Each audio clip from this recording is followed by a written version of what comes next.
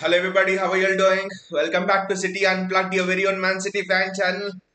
It's tense. This running is tense. I know we have been here before. We have been here not once but three, four, five times before, right from 2013. But it still feels tense. Every day it feels new. Aves is here. He says, "Come on, City 4-1 incoming. Hope so. Aves hope so." Payaji is here. He says, "David Elmago Silva in the house." Then we definitely need to put in a show for David Silva. Erling Haaland. What a chance that was. I think De Bruyne should have gone for the shot over there. What a chance. I think De Bruyne should have gone for the shot.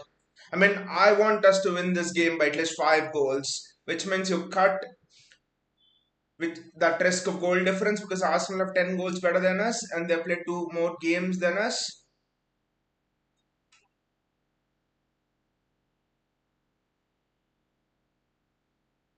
So I think if we can score 5-5 on our next 2 games, then it means that you can also have that possibility of a draw result open. That could also mean, what happened with Liverpool versus Crystal Palace in that 2013 season where Liverpool were worried about goal difference and then Crystal Palace just went after them. So I think people think 10 goal difference is unholdable, but 10 goal difference, 2 games to go is pretty much nothing for City. 5 goals in 2 games and you're right back in there.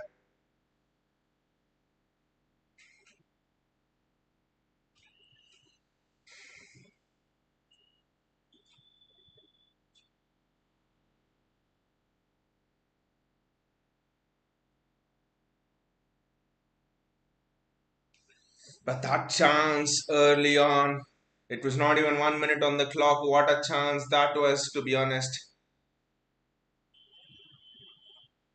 I don't know why Kevin De Bruyne decided to take the extra pass. He just should have just gone for the shot. Maybe finding Erling Haaland was on his mind. How are you all doing, guys? How are you all feeling? I mean, a lot of people have said, I haven't watched that Arsenal Bournemouth match, but a lot of people have said the decisions were not. The referee was a bit soft with that Arsenal penalty and stuff, and the disallowed goal to Bournemouth as well. It was soft, but I mean, I think the only thing we can do is control the controllable, focus on our games. It's a luxury maybe which we have that Arsenal don't. Anyway, Kyle Walker, Bernardo Silva, Rodri, Kyle Walker again, Nathan Ake,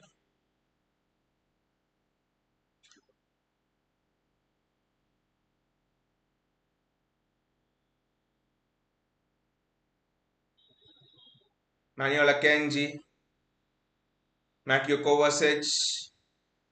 Almost a good ball to Erling Haaland there. Almost a good ball. Good to see that City are trying to find Erling Haaland very quickly, right from the offset in the game. That is absolutely very good to see. This game tense. The Forest game I was not able to do, but I was watching it and it was very, very tense. Gautam is here. He says, "Hey there, citizens. Gautam, we need your bless. Gautam, we need to win this game by at least 5 goals, which means we bring down Arsenal's goal difference to 5. That would really put pressure on Arsenal."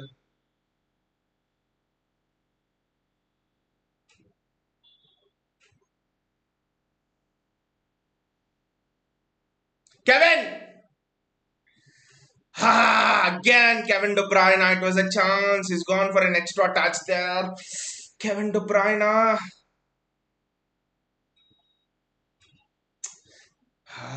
Kovacic. We should keep a clean sheet today at all costs. Pedro Neto is also not there, and we just cannot concede, to be honest.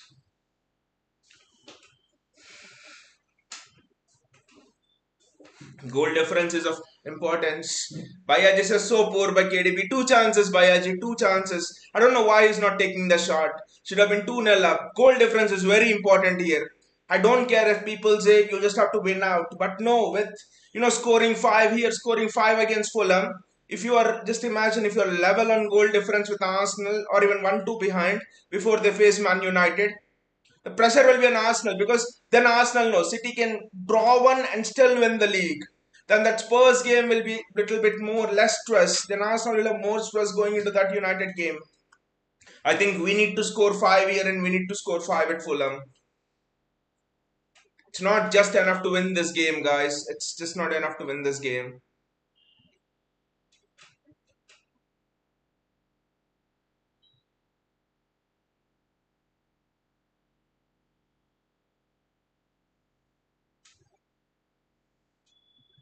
Natanake does well there.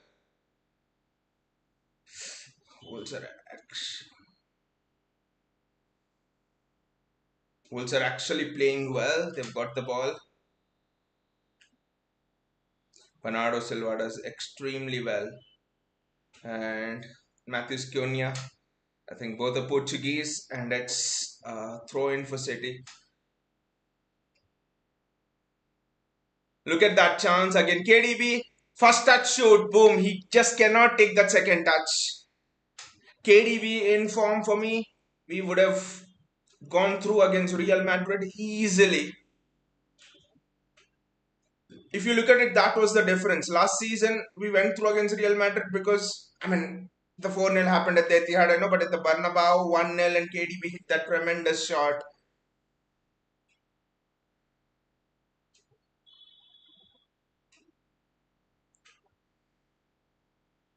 Edison there. We just need to, I mean, this needs to be a rampage, guys.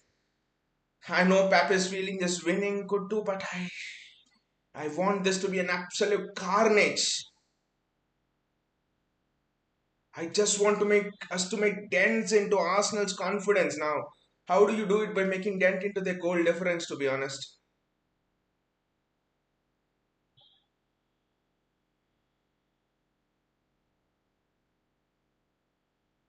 Kovacic.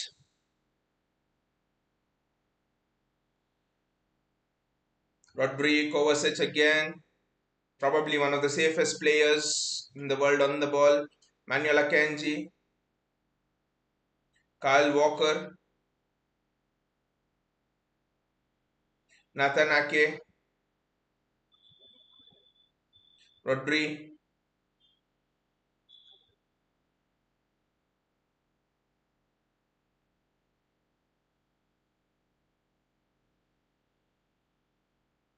Bernardo Silva, that's a great switch out there. He needs to use the spare man there, Bernardo Silva.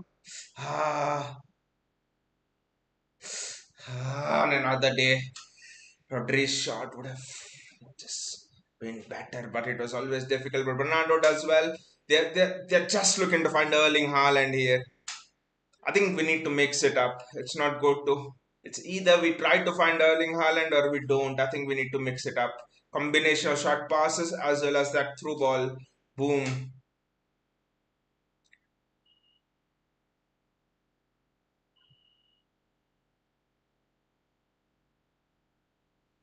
Jose Sa taking his time, taking a lot of time.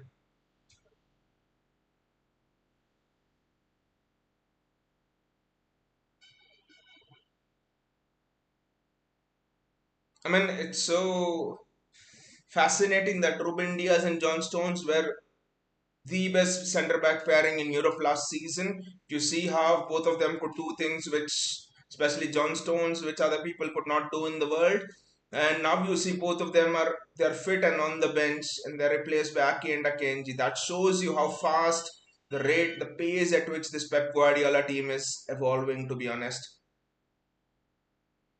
Nathan Ake, Kovacic, Nathan Ake, slow build up by City. Josko Guardiola is waiting. He hasn't had a touch of the ball this match, I think. Poor ball by Bernardo, but good one by Walker. Rodri, Kovacic again, Manuel Akanji, Phil Foden. Foden just drifted so into the middle. I mean, Phil Foden. That's a penalty. The ref has given a penalty. The ref has given a penalty. Come on, Erling. Gautam says, I really feel the last match where we used Haaland as a super sub is the best way we can play in the remaining matches. He looked much confident. It's interesting. Josko Guardiola I've just mentioned. He has done nothing. And here he comes. That's a clear penalty. He's clashed into Josko Guardiola over there. First touch by Guardiola. He's clashed into an area of Josko Guardiola which cannot probably be described here, but that's a penalty. That's a penalty. We need 5 goals here. We need 5 goals here, guys. Gotham Mayor attacking blessed all throughout us in this match. We need 5 goals here at least to dent Arsenal's confidence, if not their goal difference.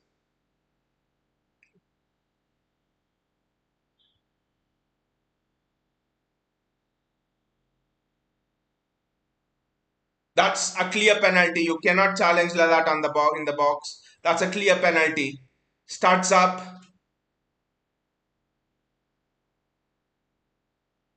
He's late on the ball.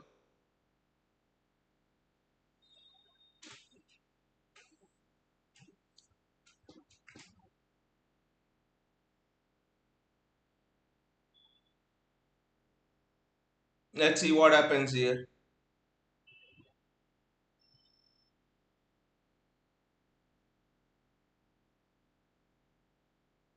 I'm just not able to see, guys. I'm just not able to see what is going to happen. Erling Haaland with the penalty. Probably one of his last 5 penalties he scored, but just cannot see. I just cannot look at it. Erling Haaland with the penalty. Every goal is crucial, guys, to dent into that Arsenal goal difference, to be honest.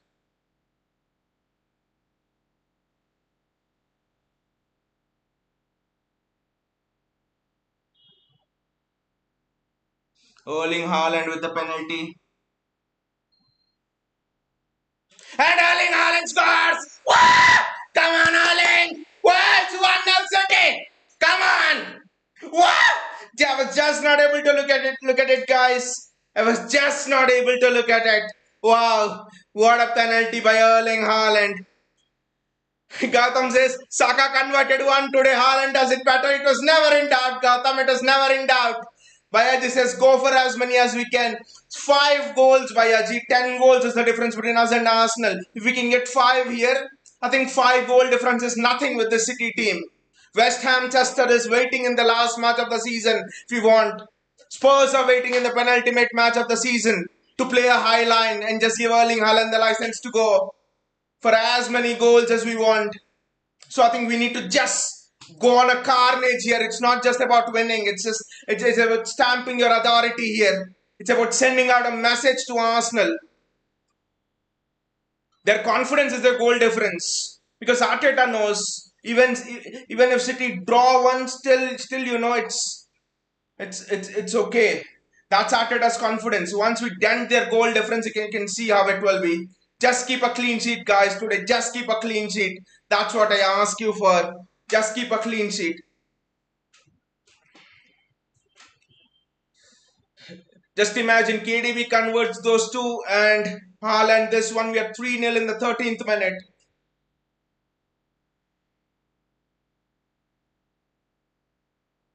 I don't know why, but I feel we are much more fluid in the setup. Foden's coming inside a lot. Josko Guardiola is on the outer wing. I think Guardiola took a bit of time to adapt to this system. Look at Erling Haaland coming out and getting involved in play. This is City at its. This is Erling Haaland at its most fluent best I've seen him. Gautam says Wolves under immense pressure. It has to be a carnage, Gautam. It can't be 1-0, 2-0. It needs to be at least 5-0, if not 6-0. Needs to be a carnage.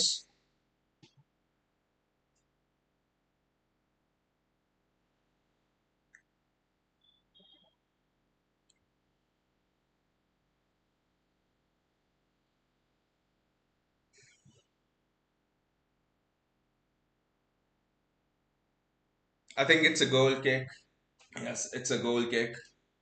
JSK is here. Hey Mon, hey JSK, how are you doing? What do you think about the start to this season? Sorry, start to this match. I think this is the most balanced lineup I've seen from City in a while, to be honest. Haaland looks to be coming and involving in play. Josko Guardiola holding that entire left flank means Foden's just got that permission to roam.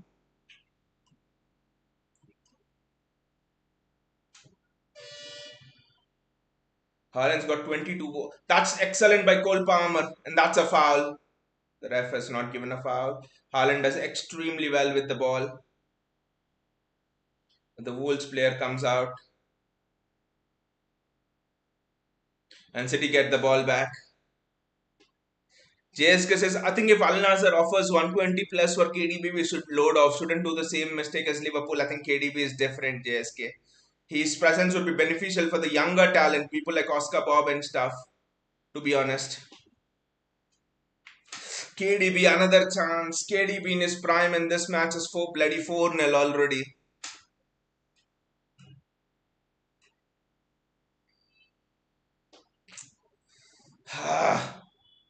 You know what is working so well? What is working so well for us? Foden making the central runs and Josko Guardiola holding the entire left hand side. I mean, Pedro Neto is not there. That's another thing that is in our favor, obviously.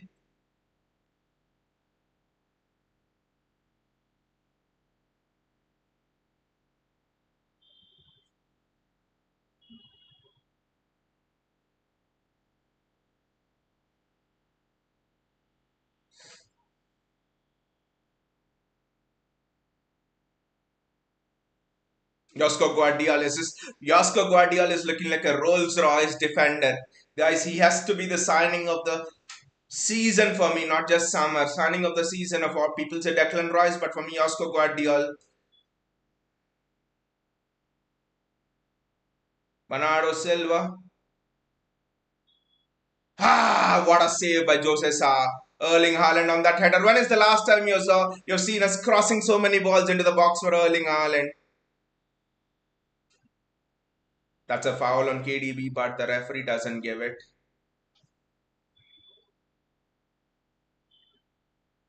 Rodri does well. Kyle Walker. Gautam, just what I say. We need those to go in, Gautam, honestly. Need those to go in the stage. Mateo Kovacic. Rodri does well.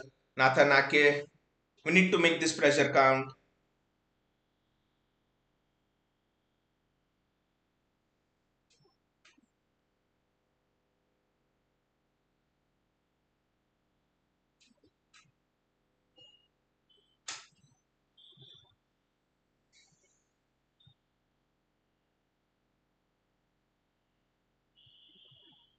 I think JSK KDB is just a different KDB is just a different case to Mo Salah. I think with KDB you'll not have problem where he'll shout on Pep or something. I think it's a completely different case.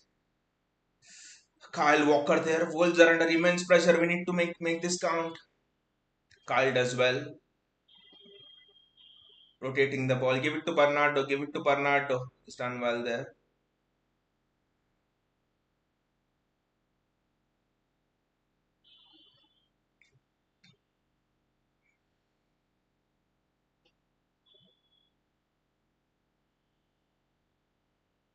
Nathan Ake, Rodri, Bernardo Silva, Rodri again. What a ball! Ah! What a chance there for Phil Foden. What a ball. Sorry, for Bernardo Silva. What a ball that was. I think he could have just shot it on his first touch. What a ball that was for Bernardo Silva. Good save by Jose Sa over there.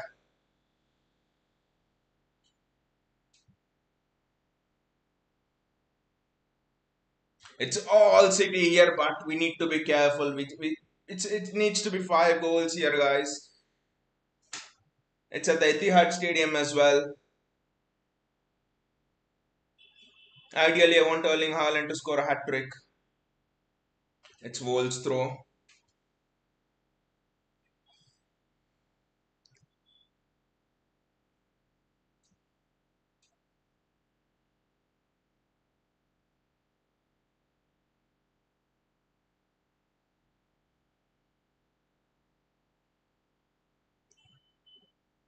Good pressing by City. We are pushing Wolves back at every instance. KDB is pressing from the front. That is excellent there from Rodri. That's a free kick for City. That's a free kick for City. It's a good position. It's a very good position. I think it has to be a right footer from this. Look at that press from City. Gotham just free kick. That is super pressing from City. Has to be a right footer. I want us to score at least 3 in this half for sure.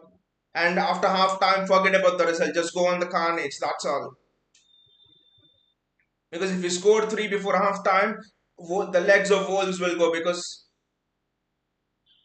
so just past weight in the box. I think they will aim for Erling Haaland. To be honest, I think it has to be a right footer. I think this angle is perfect for someone like a KDB.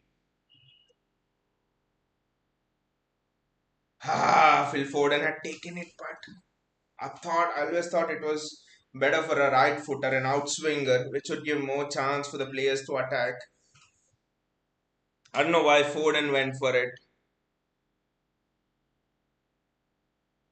I think he went for goal, but the angle always suited a right footer, outswinger.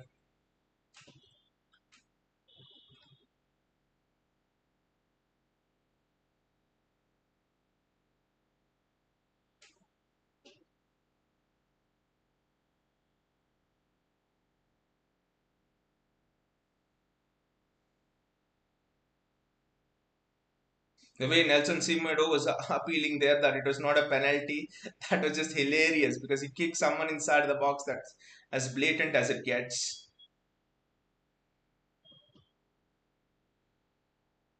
Walker does well. Back to Edison and we build up again. Walker,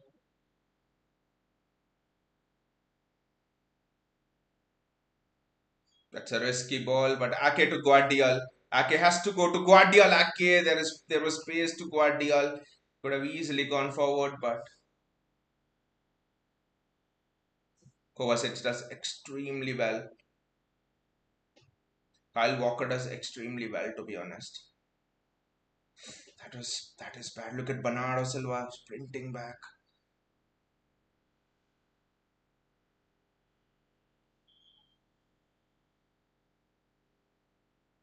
That's a foul on Rodri. Ah, Kovacic giving the ball away there again. He just cannot give it like that. On another day, that Erling Haaland header would have gone in.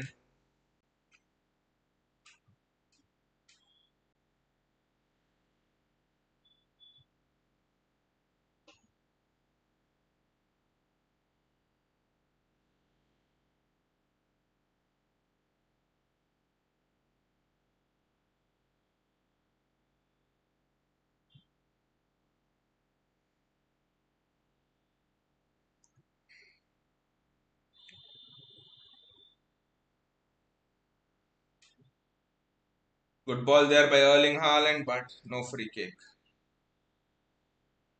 Sorry, good ball there to Erling Haaland, but that's not a free kick. Thought it was a bit of a foul.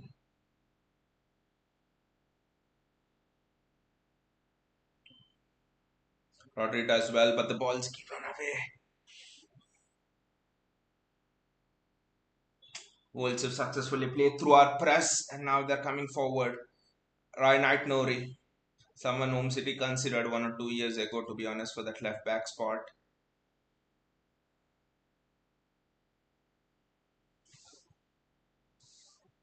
Why is Edison not catching it? I have absolutely no idea.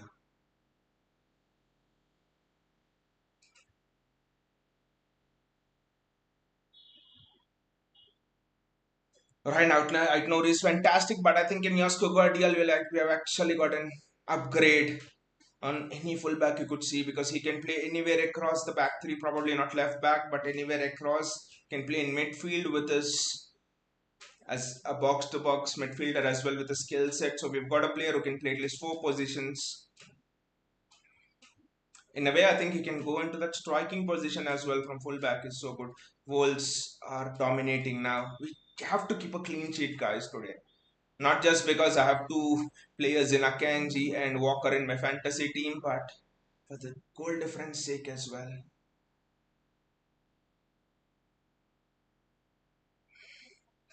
Wolves are passing.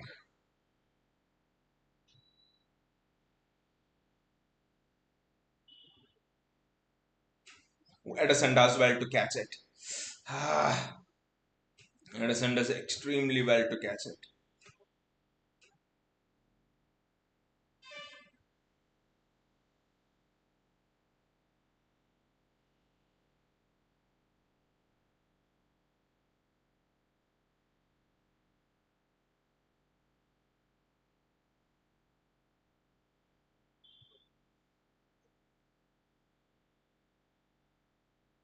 Rodri, Manuel Akanji, Mateo Kovacic he has to find Jasko Guardiola there. Guardiola is so free over there. I don't know why we are taking so much time on the ball and you know that Wolves will not come and press. The width is just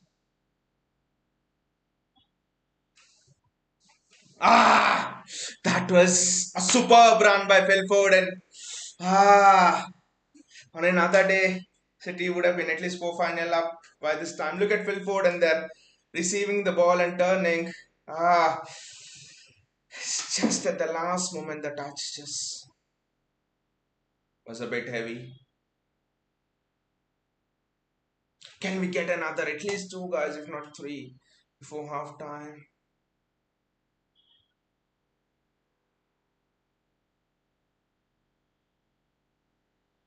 Rodri, Kevin De Bruyne,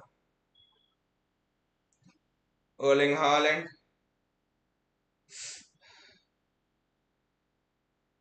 Gautam says, don't know why they are taking so much time and not really releasing quick. Exactly, Gautam, especially when players out wide are free, when Josko Guardiola and Bernardo Silva are just free, they're having so much space. I don't know why Ake is taking so much time. Maybe I think they just want to connect centrally because central, I think Foden's now just central.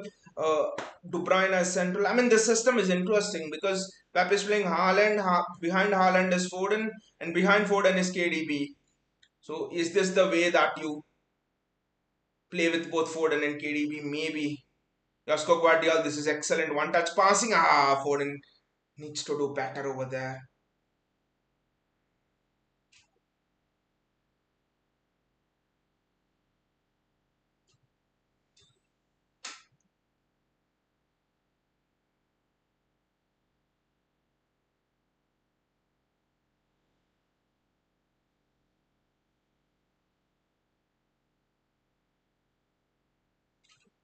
Edison does extremely well.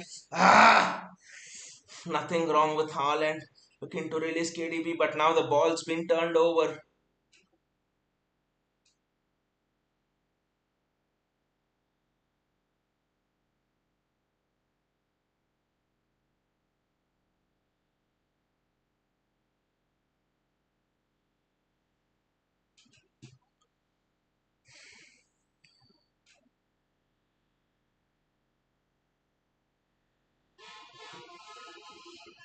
What a tackle that was from Manuel Akanji, I think. City are back defending now. We are under a bit of pressure now. The initial 20 minutes, we just had Wolves under the pump, needed to score 2-3 goals and just finish it off. But no, we have to make bloody every match exciting for our fans, right?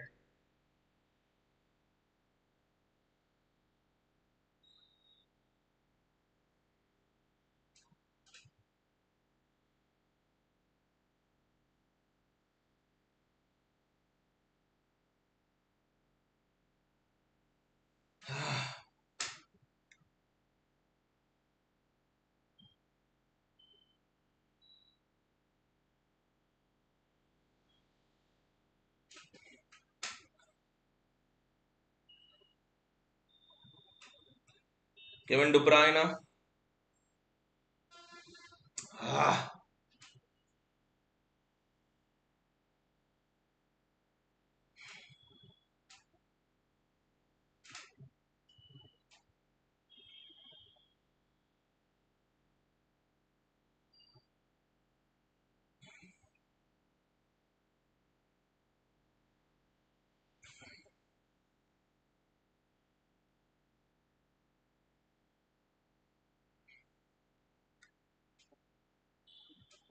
Gautam says De Bruyne is not into it. I mean, De Bruyne informed Gautam and this match is 5-0 already.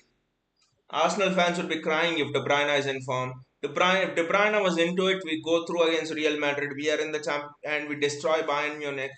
We would be going into the Champions League final.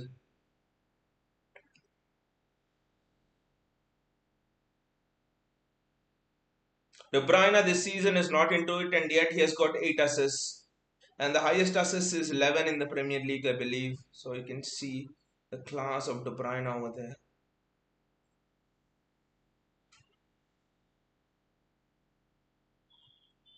That's a foul on Kyle Walker.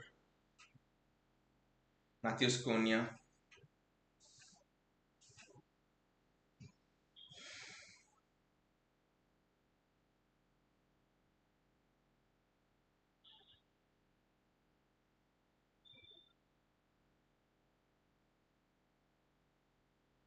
Rodri.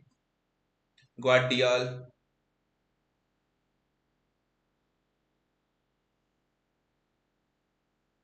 Kovacic. Guardiol again. He's seeing a lot of ball now. The half an hour has gone in this tie, and I just cannot.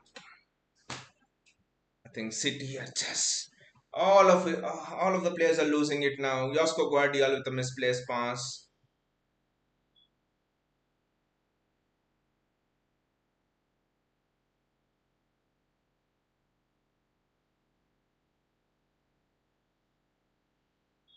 It's a free kick for City. It's a free kick for City. This is interesting, to be honest. This region is interesting.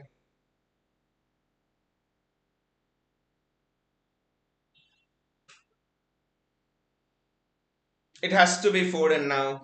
This is perfect for a left footer. Has to be Foden, but I guess Kevin De Bruyne will take it because we have a shit set piece coach, right? Kevin De Bruyne will take it for sure.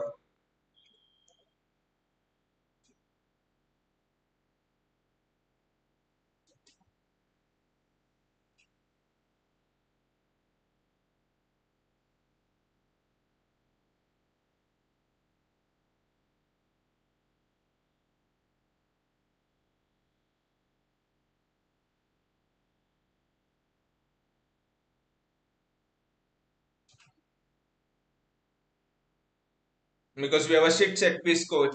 Had to be a left footer here and a right footer there, and look at what we are doing. It's so easy to defend it, right? When you're taking in swinging corners.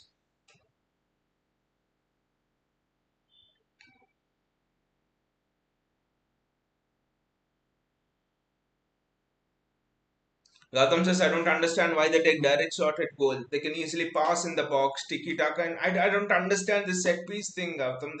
We have just been shit from set pieces and corners. I know we scored against Forest last time, but that's it. That's because maybe Forest were down to 10 when that corner was taken due to injury or stuff. But other than that, we have been shit in set pieces, to be honest. We have started this half so well, and now it's just fizzling out, to be honest.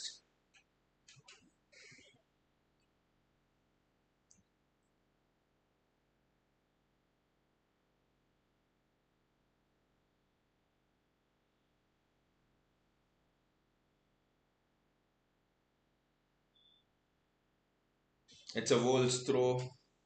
Guardiola is just after that penalty he has gotten for us. He's just been a bit shit.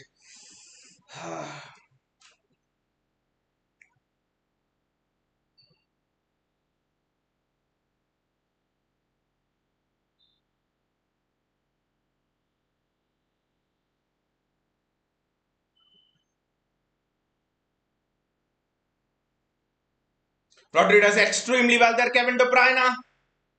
Rodri. And Erling Haaland scores! Wow!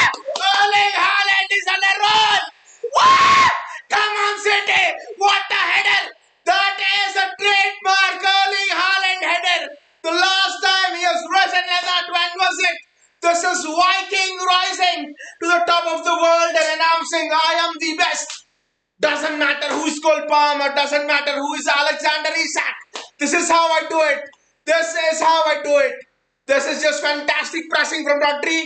And KDB was superb. KDB was superb. He did not go for shot. KDB passed it to Rodri, and Rodri was superb with that cross as well.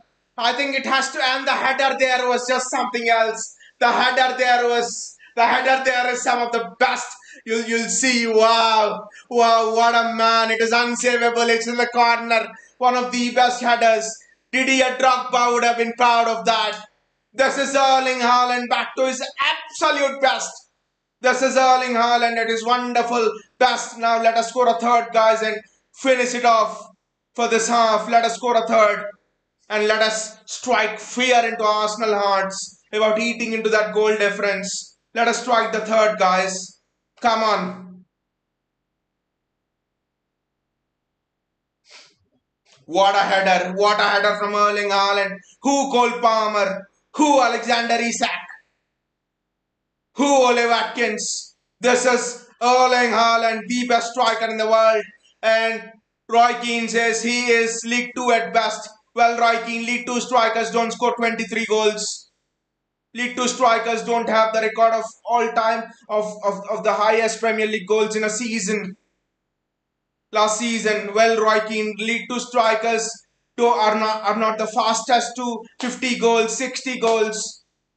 Well, League 2 strikers, Roy Keane, do not have more goals than Cristiano Ronaldo and Lionel Messi in the Champions League at this stage of the number of matches Erling Haaland has played. Well, Roy Keane, I'll tell you one more thing. League 2 strikers do not have 2 hat-tricks against Manchester United or 5-6 goals against Manchester United in derbies. Rodri. Kevin De Bruyne. That's a corner. Come on, Josko. Come on, Josko. Go. Josko, it's your chance to score a goal now. Come on, Josko. What a cross that is from Rodri. This is how we need to play when Erling Haaland is in the team, guys. Not just tiki-taka. This is how you need to play. This is the perfect template. Gautam says Haaland scored a hat-trick again last season against Wolves at the Etihad. Can he repeat it? Can this corner go in? Phil Foden. When will we learn to take half a decent corner? I don't know. Kevin De Bruyne.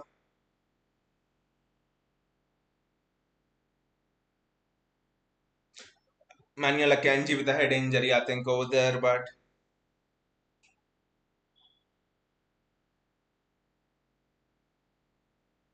I mean, regarding the promotion thing, I think you all have heard that Leicester City is promoted up, and who is the manager of Leicester City? Enzo Marseca. And we have 1 or 2 City players playing in Leicester City as well.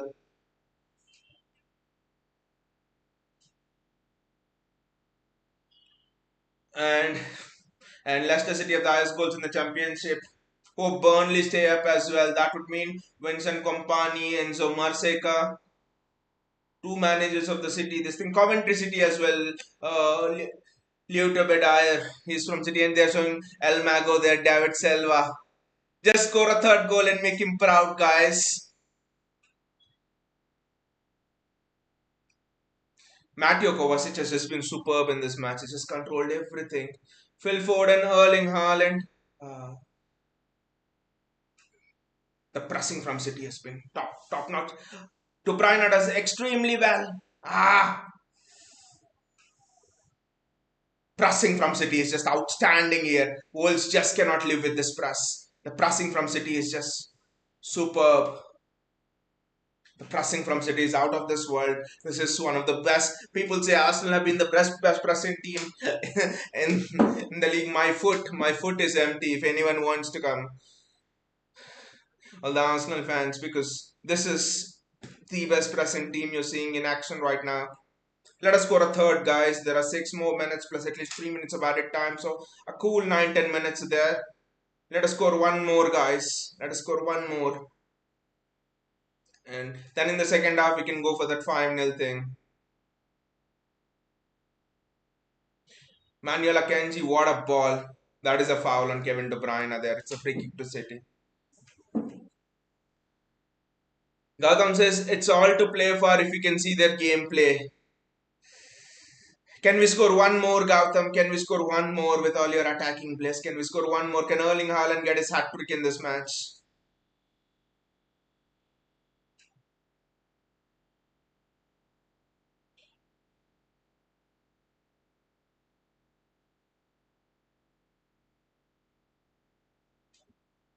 Rodri and Josko Guardiola and Mateo Kovacic have just been superb in pressing from the back. The way Rodri pressed, I mean, there was an earlier chance as well. Rodri pressed, I'll just switch on the charger there.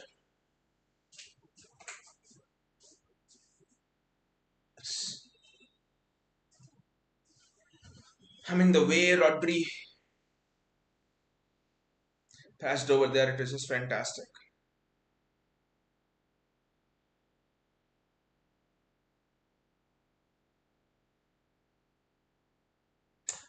Giving the ball away. That's a throw in for City. Hee Chong is asking, where is the free kick? Mate, ask your Arsenal mates, where is the free kick? Foden loses the ball.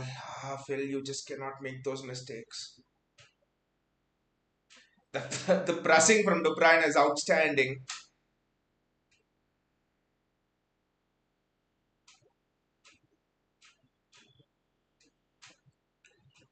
One more gasp and we go into half time. That is Kyle Walker at his classic best. Wow.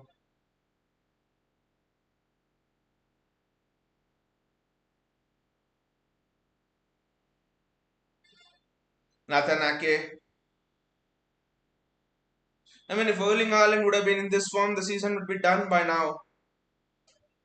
We'll be seeing Oscar Bob, Enrico Lewis start day in, day out. Kevin De Bruyne chooses the easy option. He knows it. It's half time. Let us not concede. Let us keep it tight. If we have a chance, let us go for the third goal. Satisfied with this half, but if we get a third, it would be a 5-star half for me. It would just be superb. Yes, City's defenders have been slow, as Gautam pointed out. But I think they have chosen the right time. Kevin De Bruyne, what a ball! It's a counter attack by City. It's a 3-on-3. It's a 3v3. So can we score it, JSK? What do you think? We can't. JSK says, has anyone done 4-peat the English league? No, not. No one has done 4-peat. United has done 3-peat twice, JSK. No one has done 4-peat. We will be etched in the history books if we do it. What a ball that is. Walker's quickly in there. Gautam says no. That's why even Gautam also was always mentioning, that Liverpool draw, and we had a big chat after that Liverpool draw on this channel, and Gautam was mentioning in the comments that he would love the Premier League more than the Champions League because it's 4-peat, it's a chance to etch ourselves in history. And so yeah, Gautam mentioned it many times actually that he would love the 4-peat because no one else has done it in history. We are going to rewrite the history books of the rags. Mateo Kovacic. No one in the English. Erling Haaland is through one-on-one. That's a penalty.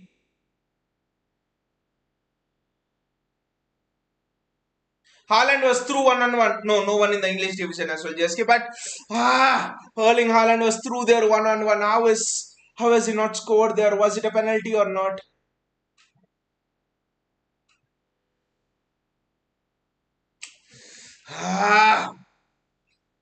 In the form he is in, Erling Haaland should have just put that. I think maybe there's a bit of a touch. I don't know if VAR is having a look at it. I don't know. Maybe that's not a penalty then. Is VAR checking? Guys, let me know in the commentary because I can't hear the commentary. Of course. VAR is checking it. Definitely. This is Erling Haaland by Ajin at KDB. Definitely Erling Haaland has got the ball. Definitely Erling Haaland has got the ball first. Yes, I think it will be a penalty. The referee is going to look at the screen. The referee is going to look at the screen, guys. Will this be a penalty? The ref is going to look at the screen. It's a penalty. Woo! Given.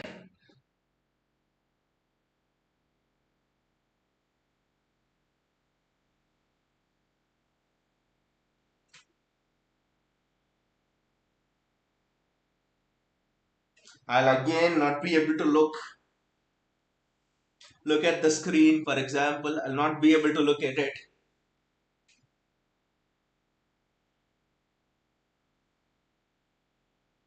Guys, I'll not be able to look at it at all. That's what I was thinking. In this form, Erling Haaland, he's missed one-on-ones in the past, but in this form, Haaland scores every one-on-one in the world. Doesn't matter even if Maldini is the defender.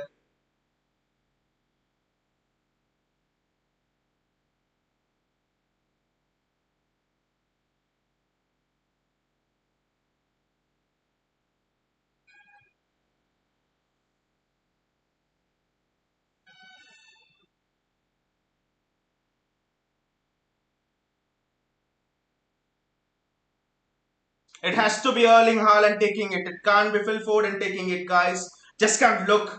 Just can't look. I know it's not nil-nil or 1-0 or something, but we're 2-0 up, but I just can't look. We score this, and it's a great platform to eat into that Arsenal's goal difference, to be honest. To just blast into that Arsenal's goal difference.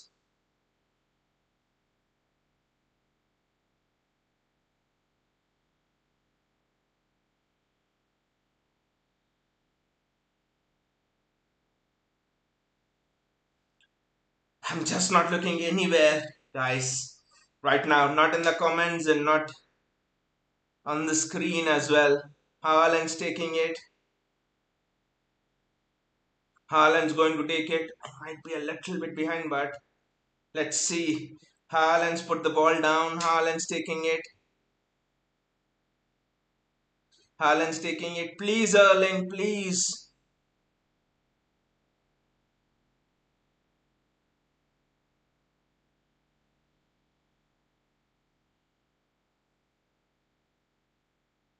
And he scored! Wow! Erling Haaland has scored! Hat-trick! Goal! Wow! Yes, has goal! Hat-trick! Adam Haaland has done it! Wow! JSK, but you would not trust Haaland with the second penalty, but Haaland in his last six penalties has not missed one. He's not missed one in the Premier League. I do not think Haaland has missed a single penalty in the Premier League in the last two seasons. This season and last season. Jose Sa dives to the right side, but the penalty was in the corner. The penalty had pace on it. The penalty was in the corner. This is Erling Haaland for you at his absolute best. Look at the pace on the ball. Look at the pace with which the ball has gone. Erling Haaland doesn't need to look at the keeper. Riyad Mahrez, for example, needs to get it right in the top corner. But Erling Haaland just needs pace. Just needs to go pick a corner and go with pace. I mean, Harry Kane and Erling Haaland are two people whom you just trust on a pens with the penalty. I mean, they are two of the best penalty takers ever. Can we score a fourth one now and end this half? I know that would be ridiculous, but that would just be something else if we can score a fourth one. Please, guys, don't concede. The entire momentum will be spoiled. Just don't concede. JSK says, check the comment. Yes, yes, I saw, JSK, I saw. I checked the comment. Goal hat trick. Yes. Bhaiya just says, JSK said, let Phil Foden. But goals are on the attack and good catch by this thing. I wouldn't trust Phil Foden, to be honest, JSK. I wouldn't just trust Phil Foden with the penalty, to be honest, as much. Gautam Haaland has only missed one penalty, and that too against Bayern in UCL. That too in a match which is almost over, right? Erling Haaland does extremely well. Look at the involvement. This is another counter attack. KDB is through. KDB is through, guys. KDB is through. Not exactly through, but Josko Guardiol.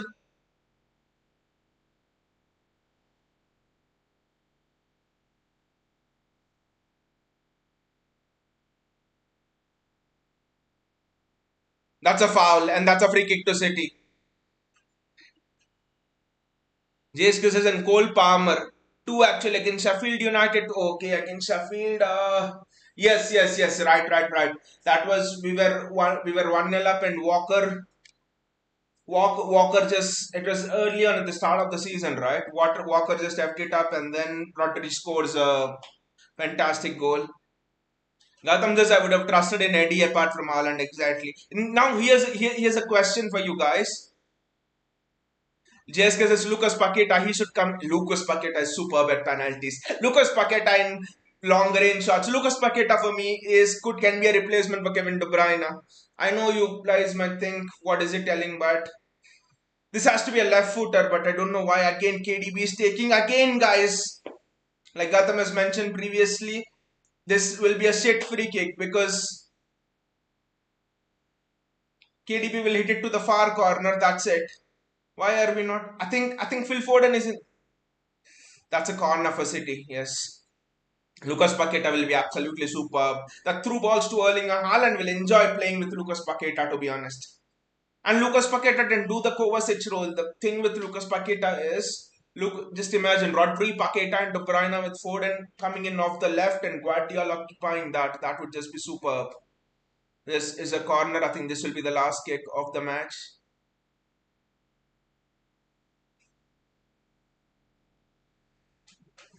JS is not De Bruyne. He is the replacement of Silva. Ah. Gautam says Lucas for me is more of a Bernardo replacement and Wirtz is more of a KDP replacement. I think Gautam and JSK, I think that is an opinion we form of Lucas Paqueta. I mean, when Lucas Paqueta was linked to us last season, in the summer, I was like, uh, yes, is more, he presses well and all of that, and is more of a replacement of Bernardo Silva than Kevin De Bruyne. But I think if you just go back, that is because we all have a glimpse of his career at West Ham, where he was, sitting in with Declan Rice for most of last season and stuff. This season he's been injured a bit, and we know he's a pressing demon. But if you go, but if we just go a little bit before his West Ham career into the career, I think was he from Lille or Lyon? I don't know. I think he was from one of the French clubs, right? I used to remember. I don't remember now. If you go back to his career at the French club, from where he came to West Ham, that season, the season before he came to West Ham, Lucas Paqueta had the highest XA, like XG, this XA, expected assist ratio. He had the highest expected assist thing in the entire of Europe, more than Kevin De Bruyne. 2 seasons back, Kevin De Bruyne had a very good season, spectacular season. So I think we do not know that part of Lucas Paqueta. So for me, Lucas Paqueta is, he can do what Bernardo Silva does, which is, he is a pressing demon. He's in the top three pressers in world football. He's definitely in the top three pressers in the Premier League. Excellent energy pressing this thing. He can also do what a Mateo Kovacic does, which is take care of the ball, playing tight spaces. I mean, when we played West Ham the last time this season, the West Ham 1-0 up and all. You see how we were struggling to snatch the ball from Lucas Paqueta. Bernardo, Rodri, 2-3 players were around Lucas Paqueta, and still he was not giving the ball away. So Lucas Paqueta for me can do what Bernardo Silva does in terms of pressing. He can do what Kovacic does in terms of playing in tight spaces. He can also do what Kevin De Bruyne does in terms of those long shots and those through balls. So Lucas Paqueta for me can play as a box-to-box player, can play on the right wing, can play as a second striker, can play as a false nine. He can bloody play as a right back in a Pep Guardiola system, is that good. He can hold the midfield. And also he runs into the box a bit late. That's another thing which we're not quite seeing it in West Ham. This season you're seeing it more. Lucas Paqueta arriving in the box, which is a Gundogan trait. So suddenly you've got a player in Lucas Paqueta who has the traits of four players. Not everything, but the best of four players. Bernardo Silva, De Bruyne, Gundogan and Kovacic. He is a double engine player for me, Lucas Paqueta. With Florian Wirtz, yes, Florian Wirtz is a direct replacement of Kevin De Bruyne, and that's it. He cannot do the other things. That's why we were ready to bloody pay 80 million pounds for Lucas Paqueta as well. For me, the signing of Paqueta next season will go under the radar, underrated. The more fancy signing next season will be of a Victor Osimhen, for example, with Chelsea, or even a Florian Wirtz, one of the English clubs can get it, or a Todibo of United, or another big striker for United, something like that. But Julian Laurels put it this way last season in August. ESPN Julian Laurels. He doesn't always talk good about City, but he just said this one thing. If Lucas Paqueta comes to City, the league is over. He said, "You guys do not know what Lucas Paqueta is because the what he's done at French football, these English pundits just comfortable ignore." So Lucas Paqueta, he just said, if Paqueta joins City, the league is over. It's a simple word he said. Lucas Paqueta will be a bomb of a signing. Everyone will realize it midway through the season, next season. The guy can do everything: free kicks, penalties, pressing, this, that, holding the ball.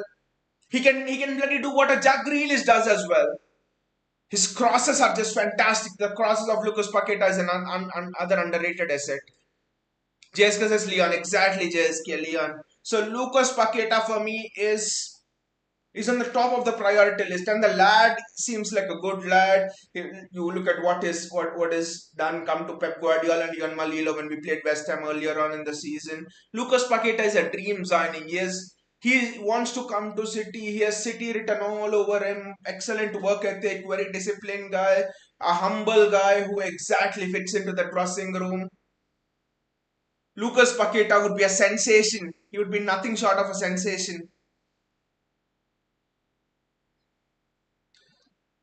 When I says KDB needs runners of fast wingers, Erling Haaland was just fantastic today, right? When I hat trick, it's almost it's not a perfect hat trick because he scored two off the left foot, but one header and two off the left foot. Erling Haaland coming into form at the right time. See, this is the combination we have missed. If this combination, I mean, if Haaland, if KDB, Foden, if they would have played like this, against Madrid, we smashed Madrid. We would have smashed Madrid 4-0 final at the Etihad. This Madrid team they might win the UCL, but this Madrid team is not that good, to be honest. We would have absolutely smashed Real Madrid. I mean, today's formation is what probably Pep will look to do in the future because he's had Phil Foden come inside. It's almost a 4-4-1-1 at times with a Haaland up top, Phil Foden in behind him, and then Kevin De Bruyne a little bit more deeper, accessing both Phil Foden and accessing Erling Haaland, also accessing Bernardo Silva and Josko Guardiola on the right and left. And what this has done is it has kept Kyle Walker back with Bernardo Silva holding the width, and it has also, enabled Josko Guardiola on the wide left. Josko Guardiola on the wide left is a game changer for me. The way he's transformed after the injury, those goals against Madrid and the match before as well. I think it against Crystal Palace. I don't remember those long range bangers. I think Josko Guardiola has just defensively can recover. Is the only problem with Guardiola is crossing could be maybe a little bit more better, I would say.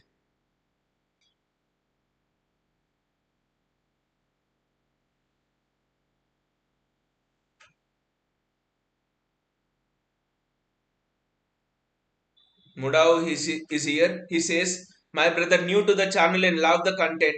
Come on, Manchester City. We need more goals. This needs to be a lesson to every team in the Premier League." Exactly, exactly, Mudao. Everyone in this community has been telling that, including me. We need to smash goals at least 5-0. This game 5-0 and beyond that 6-0, we all will be jumping in joy. 6-0, we are jumping in joy. Bayaji says, let's spank them with a 10 for and get rid of goal difference anxiety once and for all. Bayaji, if we can spank this a 10, not even a 10, even if an 8, I think that means Arsenal will get anxiety just like what happened at Crystal Palace, Liverpool 2014, I think it was 2013, 2014, that season. What happened to Liverpool getting spanned by Crystal Palace 3-3? Because Arsenal they'll get anxiety. The confidence of Arteta is he thinks will City not have a draw and we have 10 goals difference. Let us just erase it today because Wolves are just, Wolves they're pressing, they're just playing a bit more open.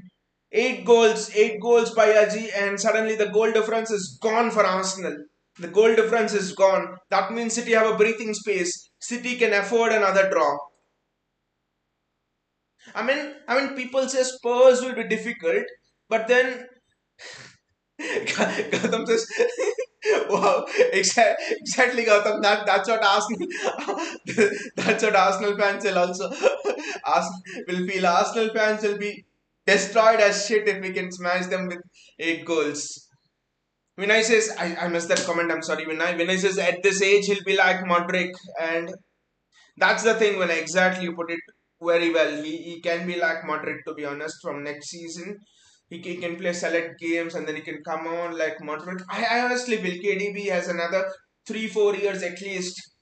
If Modric can play till 40, KDB can at least play till 36, 37.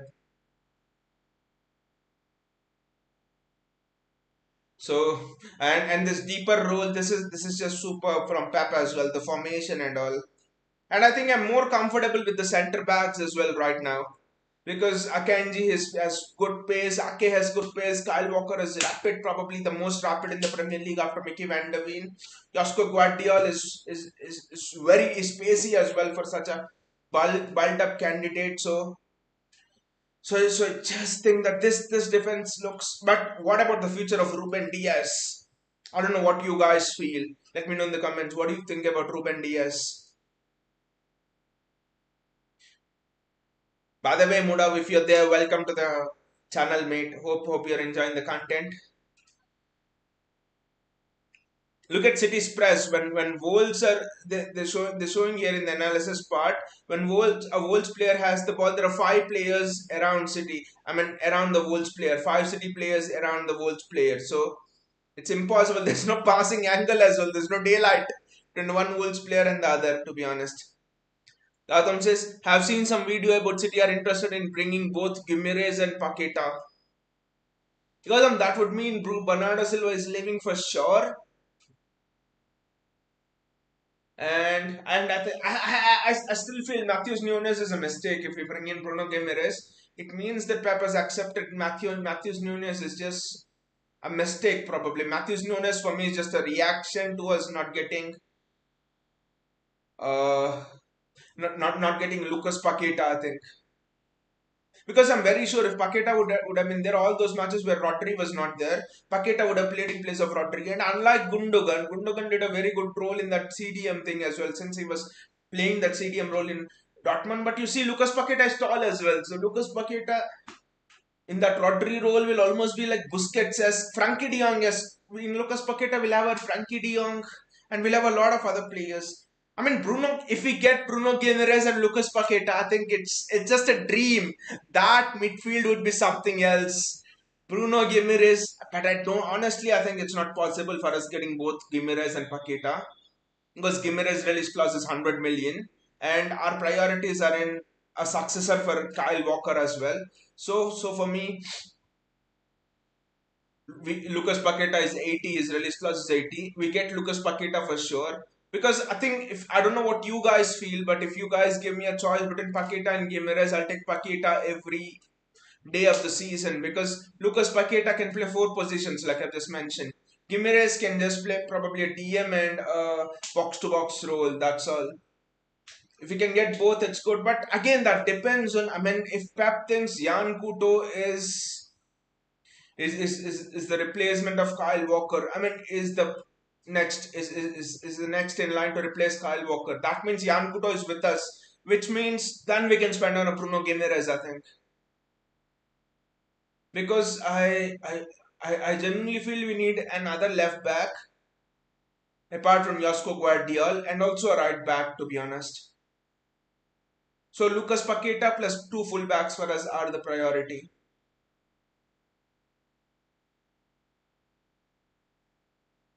JSK Vinay says Pep's love for control and width is insane. Thought we'll see Doku today. Vinay, the thing we didn't see Doku today was what happened against Nottingham Forest. Because Nottingham Forest, I mean, I was so scared. I was just shitting myself when I saw Doku play against Forest. Every time he was giving the ball away, and Hudson Odoi, Elanga, they were just making those runs with Chris Wood. We were lucky Wood didn't score that day, though it was also because of the dry pitch. But Doko was giving the ball away. And if you see Wolves have Hongwei Shan, they have Kunya, they have Aitnauri who's fast as well. So Jeremy Doku giving the ball away.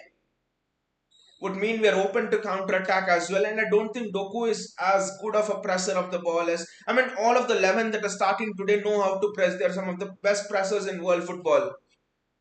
But Doku is not at that level. And also, I think a major thing is if you start Jeremy Doku on the left, you have to start Phil Foden in the midfield, which means there's no Mateo Kovacic, which means Wolves. I mean, I've observed that teams are doing this a lot. What teams are doing is City have Rodri, and teams are, Chelsea is an example. Why we drew against Chelsea twice, why we drew against Spurs once. Real Madrid also did this, for example. They're overcrowding Rodri, and Rodri has nowhere to pass, which means the central option is gone. Now, with Kovacic playing, it means that Kovacic is lying deep, Rodri is coming outside, Rodri is lying deep, Kovacic is coming forward. You've seen on occasions the passing options are open. Kovacic to Rodri when both are near each other. Kovacic's ball retention is excellent. Like Pep said, Ford and De Bruyne cannot play in the same midfield. That is because we have Rodri and not a Fernandinho, which means you need a Kovacic there. Kovacic Rodri is much more balanced now. Kevin De Bruyne, which means do you play Foden or Doku? I think it's Foden. Because Kovacic, Rodri, De Bruyne again becomes passive for me. I mean, you all might ask, we have tried this formation earlier. Why it didn't work? Kovacic, Rodri, Foden, or Kovacic, Rodri, De Bruyne. It didn't work because just having De Bruyne as an attacking midfielder, again opponents can overload and man mark him. Now, with Phil Foden, what Phil Foden has done is he has come into the middle. That means there is KDB who can receive in space. There is Foden who can receive in space. There's also Erling Haaland who's occupying centre backs. You have your Bernardo Silva, Guardiola who's occupying the width and is occupying your full backs. Foden and KDB both in the middle, drifting inside Foden. With Foden drifting inside, Wolves have found it impossible to actually play. And at the back, you have your stability. You have your Mateo Kovacic, you have your Rodri. So there's a stable base at the back, and you're overloading the attacking options as midfield options as well. JSK says no need for Gomes. Livramento is a must. Will be interesting to see JSK whether we go for Livramento or what happens with Jan Couto. Because news is that Real Madrid want Jan Couto, but I still don't think Jan Couto is an out and out fullback. Because Girona plays him as a wing back or even as a winger. So I just don't know about Jan Couto. When I says Paqueta is sure, Bruno is too much. Bruno, yes. I mean, according to the FFP rules, the sustainability rules, it seems that we can spend 300 million pounds every year plus whatever is added on by player sales. By the way, Tommy Doyle has signed a permanent deal for Wolves. Don't think he's starting today. I've not seen the Wolves lineup to be honest. I haven't seen Tommy Doyle in the match as well as much, but Tommy Doyle is gone to Wolves for 4 million pounds, 4.5 million pounds. Vinay says need players who press well, which is Lucas Paqueta. JSK says, and I think Grealish should be cast off. Grealish one is an interesting JSK. I don't know where you guys stand on it because I don't know about Grealish because the ability is just too much for Jack Grealish. It's just that Pep has not released him. Maybe Pep can find another position for Jack Grealish. I don't know where we can see his ability because the ability is just superb for Jack Grealish. Erling Haaland does extremely well. That's a foul on Erling Haaland. Mario Lemina is off for Wolves and Belgrade is on.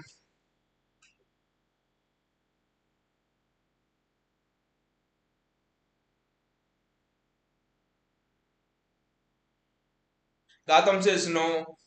I mean, but Gotham, where do you play Jack Grealish to be honest, I would say, because he's just slowing the game down. I don't know, especially now with Josko Guardiola doing so well.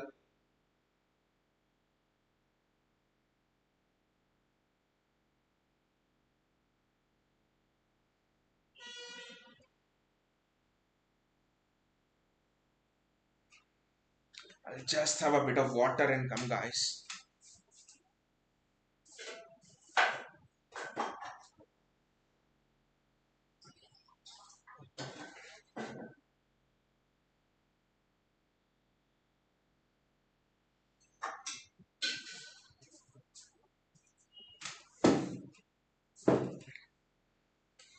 CSK says Tommy Doyle is the grandson of City legend Mike Doyle, who has the most appearances for City. And I mean, both his grandfathers are City legends, right, JSK?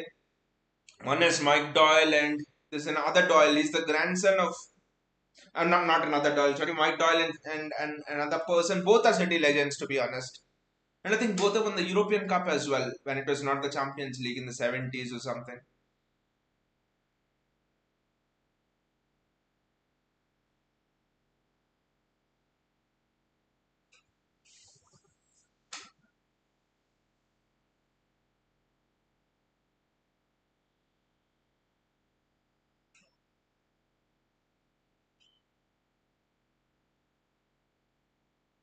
Kyle Walker's done well there.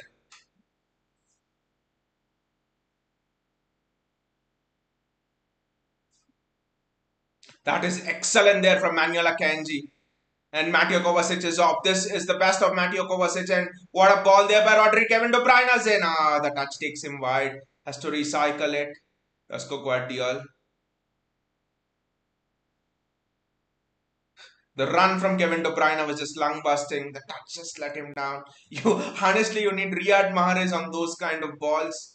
I mean, there was a quote that if you toss a coin up in the air, there's more chance of the coin landing on the base horizontally than Riyad Mahrez messing his first touch up. I honestly think we have missed Riyad Mahrez this season.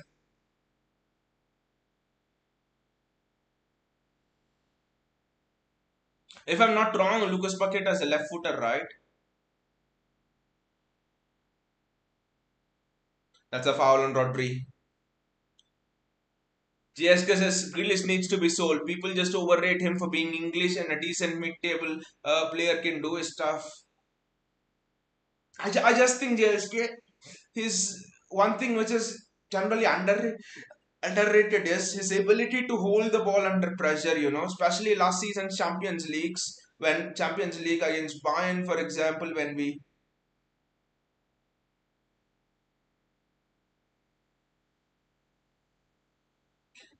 had fast wingers, when Bayern actually had fast wingers in Nabry and all, you wanted someone who would not lose the ball in construct attacks because then they would counter attack. In such cases, I think Jack Grealish from in a European context is just so much essential to in the competition. To be honest, that is a great ball there. Rodri still has it. Ah, I think he should have passed to Phil Erling Haaland there, but I don't know. He should have passed it to Erling Haaland. Phil Foden just wasn't expecting it. But again, Rodri making the run. Rodri making an exceptional run. Let us spank them. Like Bayaji said, let us go. Let us spank them. I think Haaland was in offside position. That's why Rodri didn't go for it. But anyway, the shot was nice, but it just didn't have enough pace on it.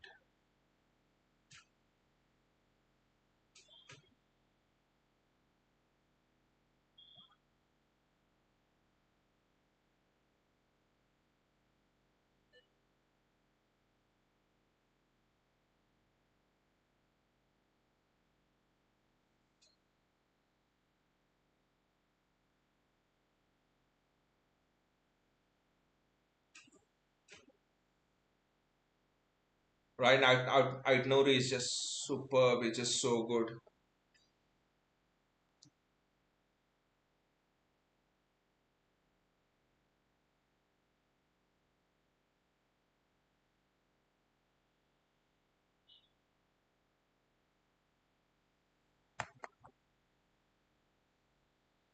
Technically, Aitnauri is so good, but Guardiola for me is the better choice. Like we have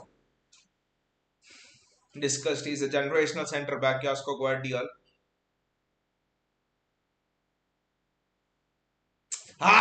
That's offside. It's offside. How good has been Nathan Ake, guys? He just seems to go under the radar so much, but how good has been Nathan Ake?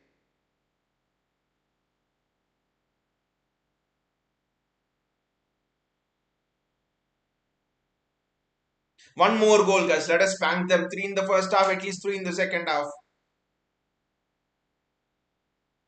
Gautam says his ball holding ability is something else. Slowing the pace, controlling the tempo of the game is something he's a master of. Winning those free kicks, game awareness are some qualities you don't teach, and that is what was needed for us in the Champions League, to be honest. Because if you have seen the season before last season, how we actually exited the Champions League. It was due to a lack of game awareness. It was due to a lack of, controlling the tempo. I mean, it's so underrated because it's not a goal and or an assist or something else, but we are under the pump here. Just cannot concede. We need that. And Wolves score. Shan scores. It's not. It's just worst. Hongwei Shan scores. And there's no clean sheet for City today. Hongwei Shan scores. No clean sheet for City today. He Shan scores. What were we bloody doing there?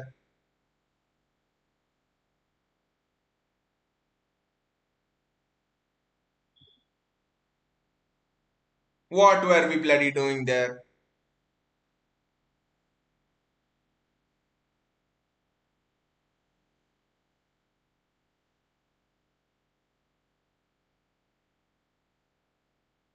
Has to score. We have to score another. We just can't be holding on for dear life here.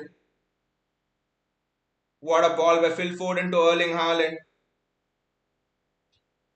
And Erling Haaland scores! Erling Haaland 4 goals! Wow! Arsenal fans with a bit of hope. Arsenal fans with a bit of hope would just be destroyed. What a ball that was by Phil Foden and what a strike that was by Erling Haaland. The 3 goal cushions restored. But then again, look at that. Phil Foden, what a ball, definitely onside. Erling Haaland, what a strike. Other strikers would have passed it to Kevin De Bruyne, but then look at it, Erling Haaland, what a strike.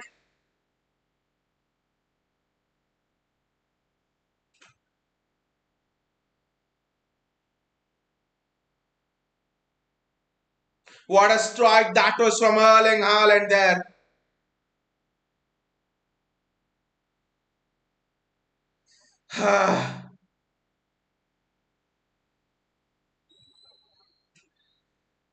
Thank God JSK, it's 4-1 and not 3-1. JSK says this is why I hate sweeper keeper. Thanks, the cushion is restored. Thanks, the cushion is restored, JSK. Erling Haaland 4 goals. This game is turning into a ping pong now. We cannot concede anymore. We need the goal difference. Like Bayaji mentioned, we need to spank Wolves. 2 more goals. Can Erling Haaland score 6 in a match? Has anyone scored 6 in a match? I mean, 6 goals are what strikers dream to score in an entire half a season, and Erling Haaland almost can score them in a match. But what a ball that was from Phil Foden, to be honest.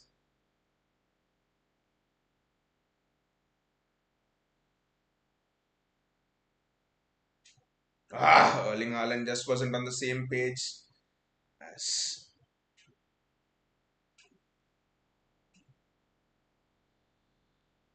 Bruyne. Just because is Julian dead? Is it in the Premier League? Wolves are coming forward again. That is, and it's a free kick for Wolves. I didn't think it was a free kick, but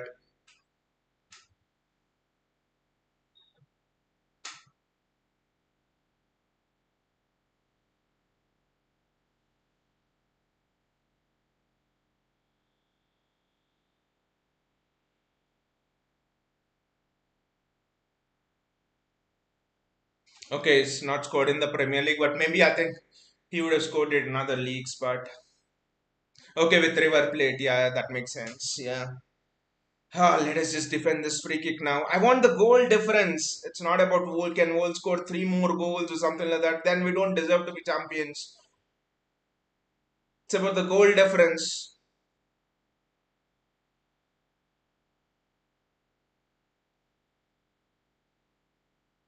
It's a goal kick. Well defended by Ake. I don't know why, but we seem to be comfortable defensively all match, and then we tend to give up goals like that, strange goals like that, which Chan scored. Look at that. Erling Haaland has now scored 25 goals already. 5 difference between him and the again turnover of the ball. Pep Guardiola will not be happy with this. Kevin De Bruyne has the ball. That's a foul on Kevin De Bruyne. JSK says and I wanted as an injury.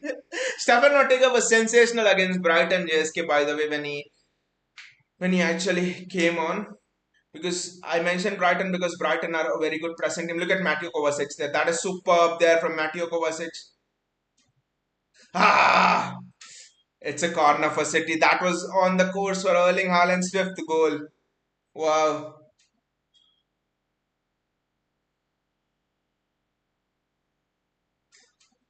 I think in the season before last season, I think the highest amount, I mean, the Golden Boot winner had somewhat 19, 20, 20, 21 goals, right?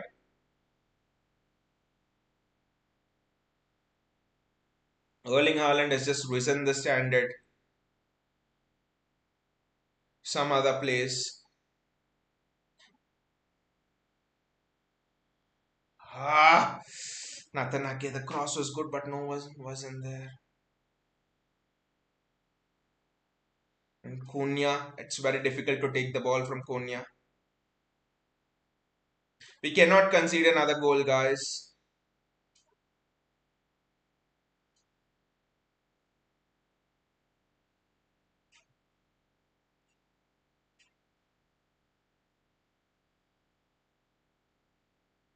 No one was appealing for that as well, to be honest. That is great from Rodri. City around this game is a game of basketball right now. It's just a game of ping pong. Rodri just needs to keep his head, pass it around. Phil Foden. And can we score one more? We need to score 6 in this game at least. Erling! Ah, what a save by Jose Sa. That would have been the fifth goal for Erling Haaland in this game, guys. What a save that is from Jose Sa. Wow. Ah, what a strike by Erling Haaland. Would have been the fifth for sure. What a save that is from Jose Sa there. Imagine Erling Haaland scoring 6. Wow.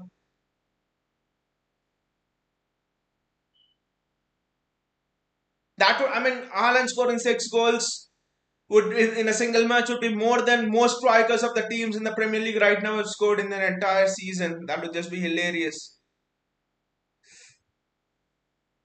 Kevin De Bruyne gets the ball back. I don't know how.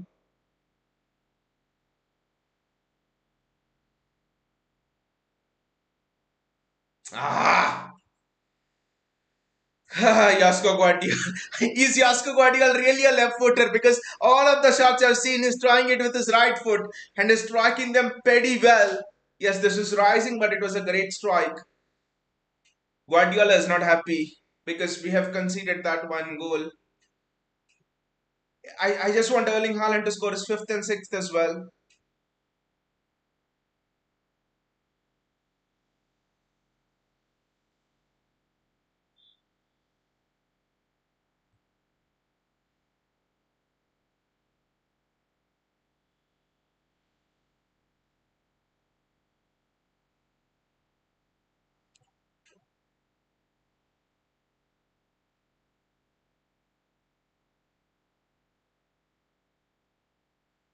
Just a minute, guys.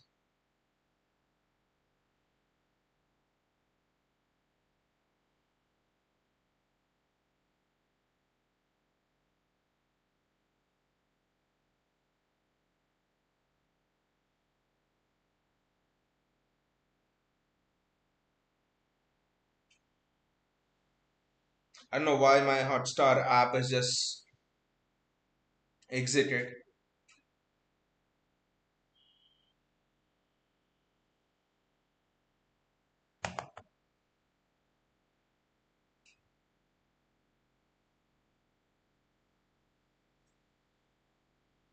Can we score a fifth?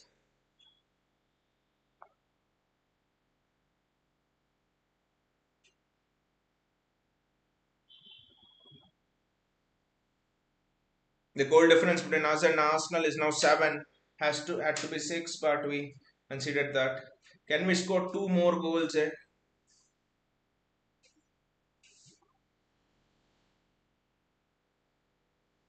That was anyway offside. Can we score two more goals and bring it down to five? Because five goal difference.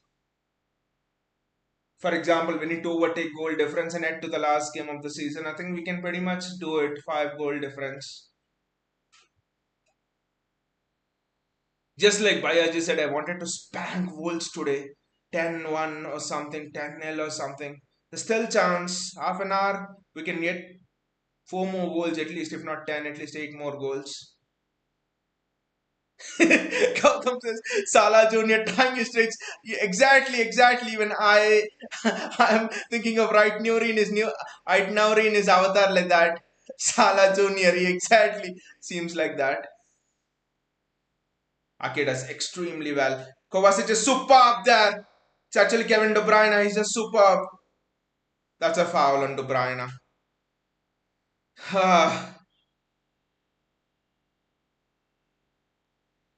Kovacic has been fantastic. That one goal was a fluke goal. I just didn't know how we do that. But Erling Haaland should have had at least two more today. One more. That header which Sa saved and this which Sa saved. Two more goals for Erling Haaland and City should have been 6-1.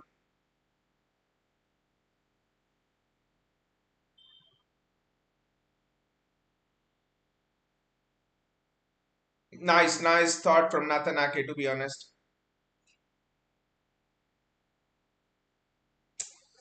Goals are on the counter now. I do not want us to concede a goal right now because it will eat into our goal difference.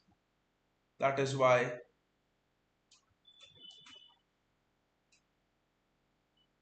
Can we score one more?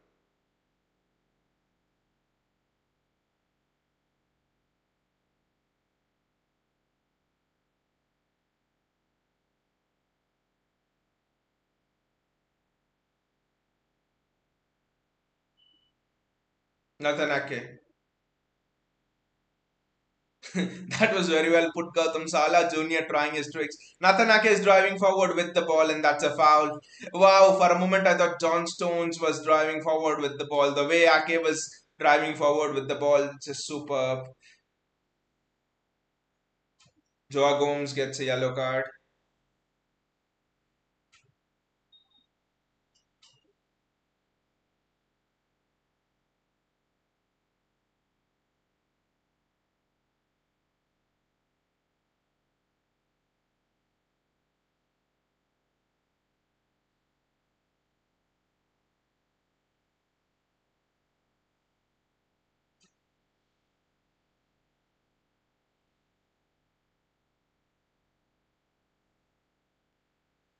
It's a free kick. City taking their time. I know why they're doing it, but I want us to score the goal.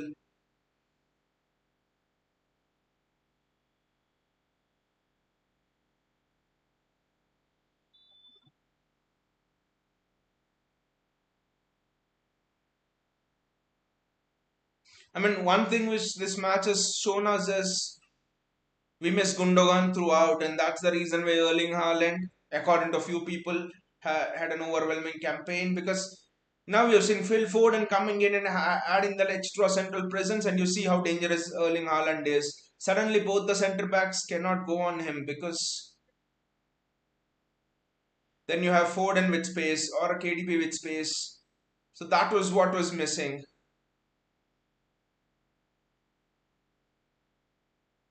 Mateo Kovacic, Kyle Walker,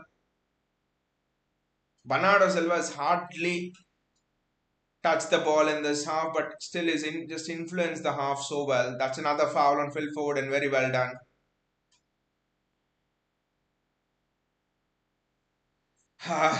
Can we strike one more now? That is the thing.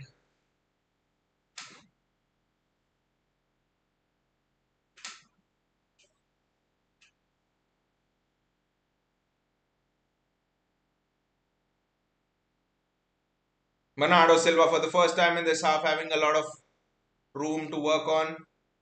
Referee almost coming in between, and it's Mateo Kovacic.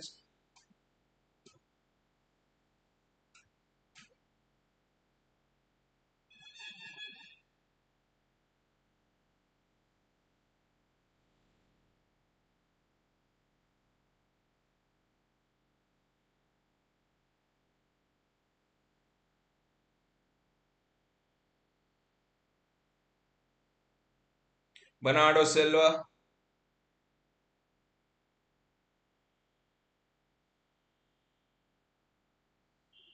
Rodri, Bernardo Silva again.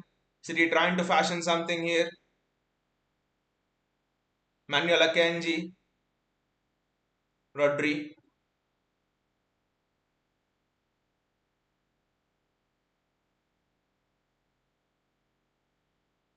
That cross from Guardiola was just so good. It's just that no one attacked it. Very good cross from Yasko Guardiola, to be honest.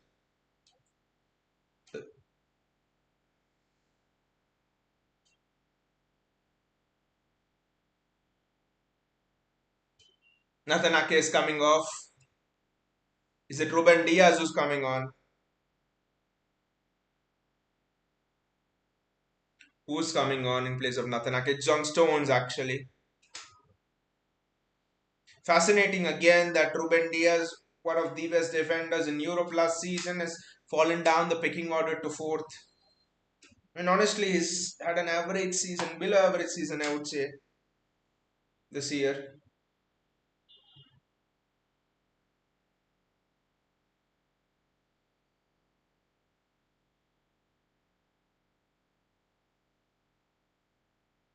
Manuel Akanji.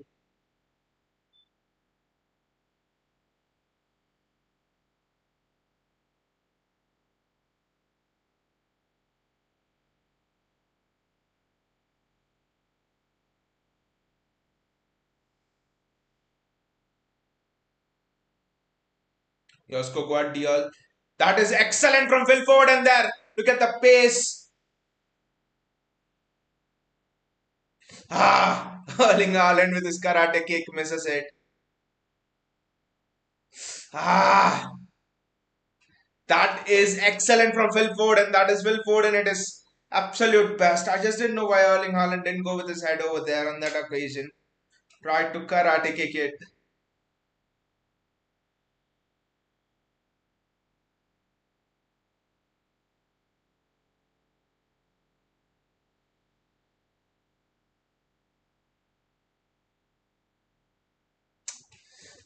Haaland went for the spectacular there. Otherwise, Haaland had the time as well there to get the ball down and strike it into the corner.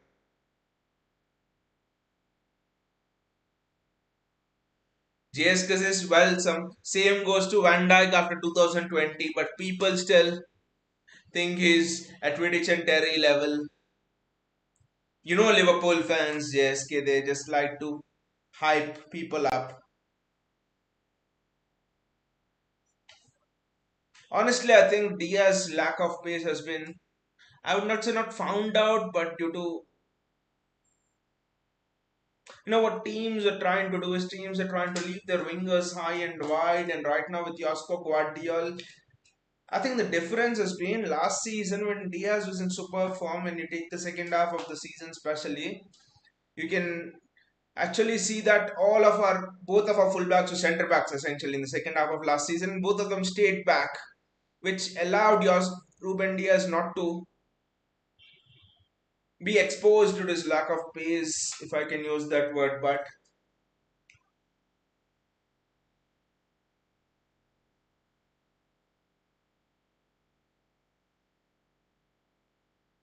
But right now you see the Guardiola or Walker going up, and then which means both the centre backs are isolated, which means Diaz has to cover for the left side, for the winger as well, and also for the striker, which is a bit difficult if the opposition are pacey wingers. Gautam says, want Haaland to open his hair the way he did after destroying Arsenal. Pure Gillet to I Surat Gillet. That was just something else. It just pissed Arsenal fans off a lot, to be honest, what he did. He just put his head down and then scored a goal and destroyed Arsenal at the Etihad. Bernardo Silva does extremely well. City are on the verge of a fifth. Can we get it? And that's a corner for City. We need to get the fifth the way we have performed in this match. and reduce that goal difference to 6 with the game in hand.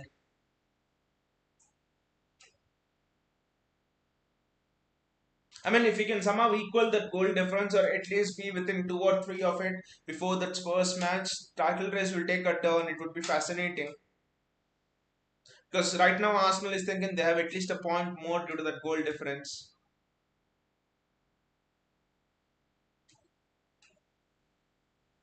Ha! Good save, Jose Sa again. He's at least made 3 great saves, Jose Sa.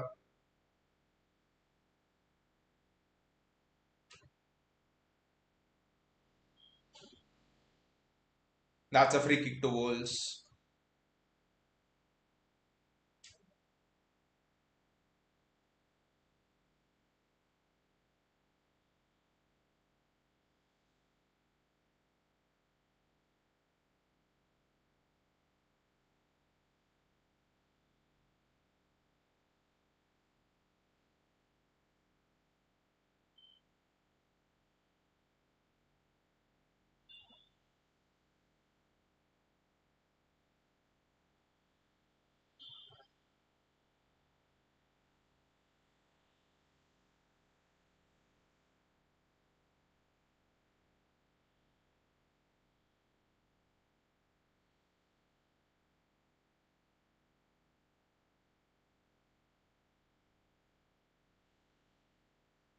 Erling Haaland with the ball, and I don't know why we have to get the fifth and sixth goal, guys. No, I've been telling this for a long time, but Jose Sa is making one excellent save after the other.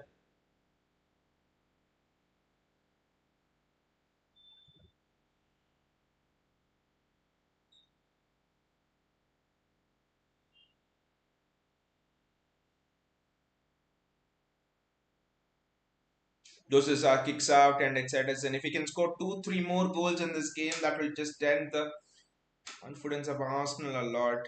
No, I've been repeating this again and again, but that's how it is for me.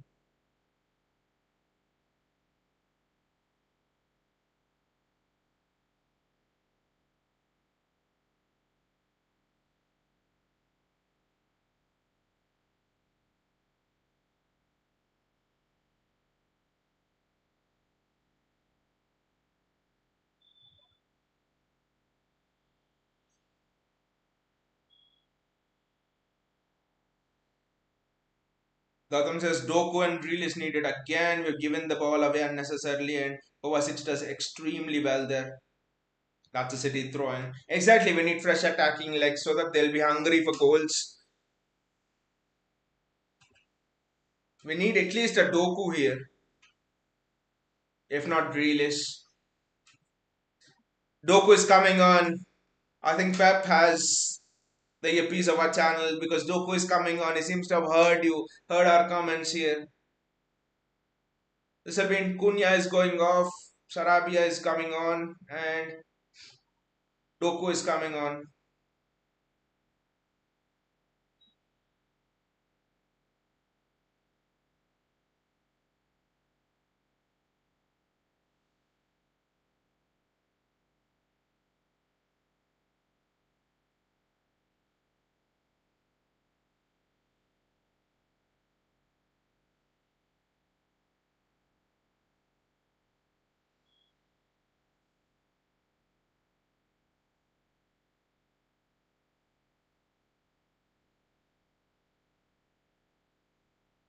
This is excellent there, Kevin De Bruyne. Kevin De Bruyne running across the turf.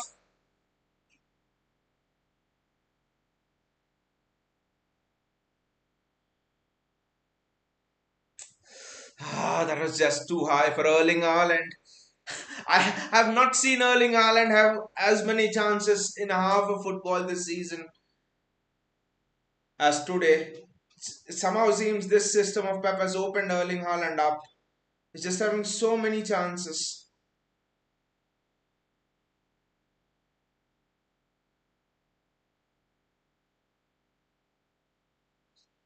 That is great awareness from City centre backs.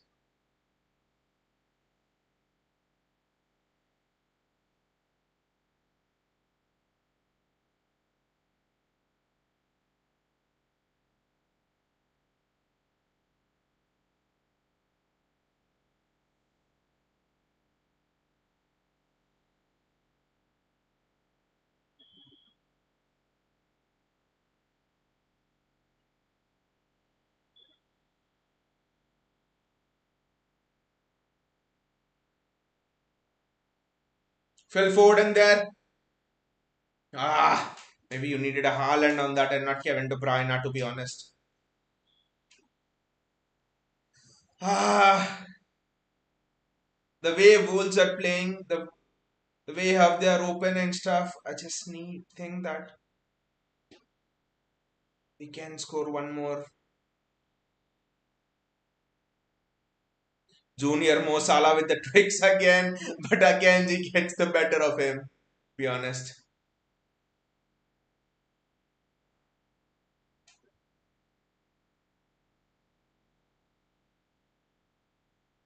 Is it a goal? Is it a goal? Pablo Sarabia. Let's see. I just think it's a narrow miss, but that was a chance for Sarabia. We are lucky. We are lucky. Matheus Nunes is coming on as well. Grealish is coming on. Doku is coming on. JSK says, by the way, if City starts losing, your channel growth will go exponentially. Same happened to Almighty Blues. Guy earned 8,000 subs after Chelsea turned to mid-table club. I mean, but we all love it like this. I love it like this. JSK, City winning. I mean, now growth might take more time, but I think I love it like this because maybe City will lose and God forbid that happens. But if City will lose, even if the channel will grow, I mean, I would not be happy daily because, for example, if City lose a match, it at least bugs me 1 or 2 days into the week. Not able to focus on work on Monday, and then it bugs me 1 or 2 days, and then it takes time to get over it until the next week comes. The peace of mind is just not there if City loses.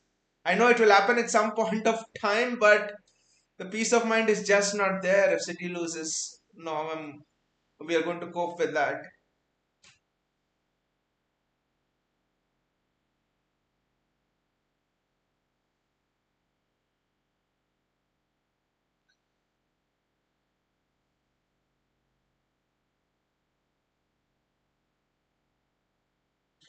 And I think yes, there are many other examples as well. I think AFTV was not my opinion, but generally people on the net say that AFTV's growth was fueled by Arsenal not doing well in that initial stages, right? Early 2010s and stuff. You had DT and people like that ranting there day in day out. Arsenal were just shit.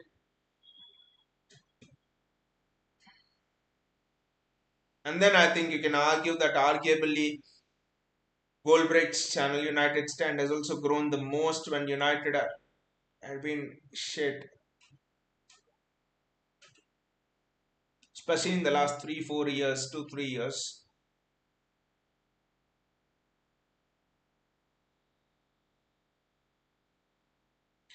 JSK says that guy is having a mental breakdown these days, especially after Harvard celebration and he gained 2.5 thousand subs in 3 days. Then I'll actually have to watch it. Harvard celebrations are just pissing off so many people. I particularly don't like Howard's anyway, but I'll watch that reaction for sure. That's a clear foul on Jack Grealish. I mean, I didn't even care to watch that game, JSK Chelsea Arsenal, especially when I watched it a bit, but when Chelsea started losing, I was like, shit, I can't watch it. I have better things to do. Gotham says Grealish on duty. By the way, the best thing is JSK. I think if you would have seen Mark Goldbridge again switching off his stream when City were 3-0 up against Brighton at half time, he just switched off his stream and went. And he was like, I've never done it. But lol, you have done it already when City were winning against Everton 3-0. That guy is just so salty towards City. Mark Goldbridge. I'm actually happy that we are able to piss off so many people on so many levels, to be honest.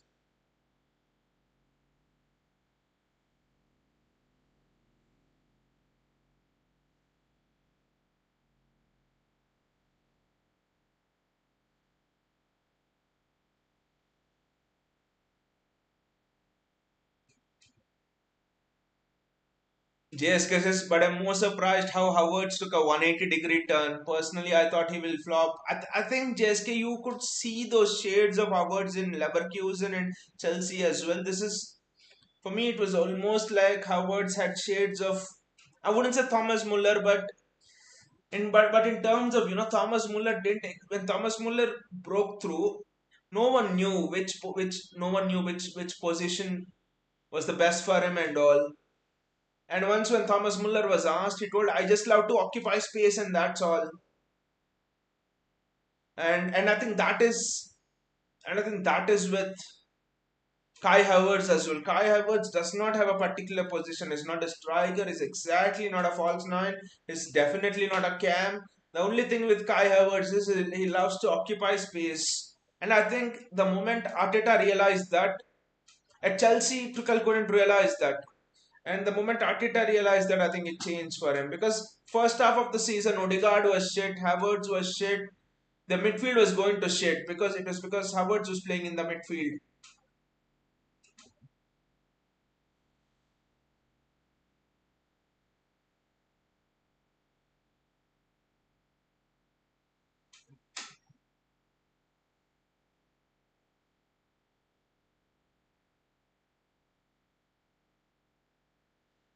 Gautam says subscribers won't give any fan creator the satisfaction of winning. Exactly, Gautam. Exactly. And that is why, for example, started creating content and Phil Foden has to score. Phil Foden scores! Woo! Sorry, Julian Alvarez scores. It's the fifth. He shot with the left foot and I thought it's Phil Foden, but Julian Alvarez scores and that's the fifth. Fifth for City. Rodri with another assist, I think, if I'm not wrong. Rodri with another assist. Gautam Alvarez has done it. I mean, this goal almost reminds you, Gautam, of the Real Madrid game last season, 4-0, right? The last goal. He just, the same way he scored it past Courtois, but on the other side. And this is just the beauty of a finish from Julian Alvarez. Rodri with the second assist. I mean, I think someone count the number of goal involvements Rodri has. I guess it might be more than Declan Rice. It might be more than even Darwin Nunes. I think in a way. What a goal that is from Julian Alvarez. Yes, that finish is a sublime finish. This Julian Alvarez at his absolute best. Wow. One more. Guys, can we score one more? Can we score one more? Because that will then bring down the goal difference to 5. The match in hand, and again, the press is very good. Press is very good. But maybe should have done this 10 minutes before because Haaland was just getting a bit complacent. But at 3-1, that strike from Haaland is superb because it could easily have become 3-2 and then the goal difference gone. We would have been holding on for dear life.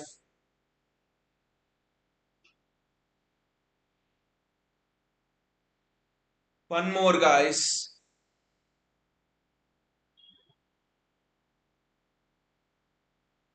And yeah, like Gautam mentioned, I mean, losing might give us more subscribers, but I don't think that satisfaction will just be replicated.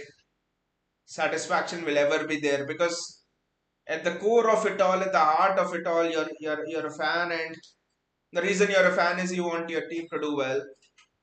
So so I mean that satisfaction can never be replaced when City is losing. JSK says Arteta will be the best replacement of Pep, no doubt. I mean, that is interesting. It's interesting. JSK, you mentioned it because I always thought probably De Zerbi could be one, but this season it's hard to judge him because Brighton's. A lot of people have in fact judged him, but I think this season it's very hard to judge him because Brighton's injured and he's done well to not drag Brighton into a relegation fight with the style he plays and stuff. So De Zerbi, I still don't know. There's not much known. Ange Postecoglou is interesting for me. I know we're not going to get him from Spurs. Ange Postecoglou was interesting. I mean, I'm just talking about not who is available, but just talking about who I thought was best for City when Jeremy Doku there. What a turn that is, Jeremy Doku there. What a turn. Should have maybe passed to Julian Alvarez, but that is Jeremy Doku is at his absolute best. Look at Jeremy Doku there. He's improving. Jeremy Doku could go on to a level as good as Vinicius Junior with the touches he has. Jack Grealish.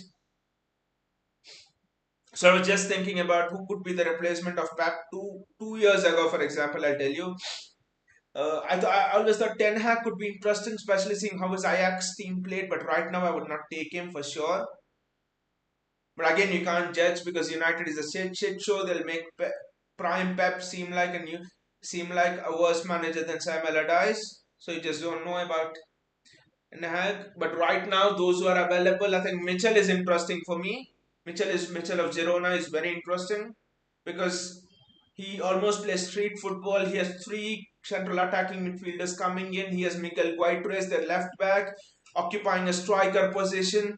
Mitchell for me is more than Arteta, I think. Mitchell for me is just plays dream football.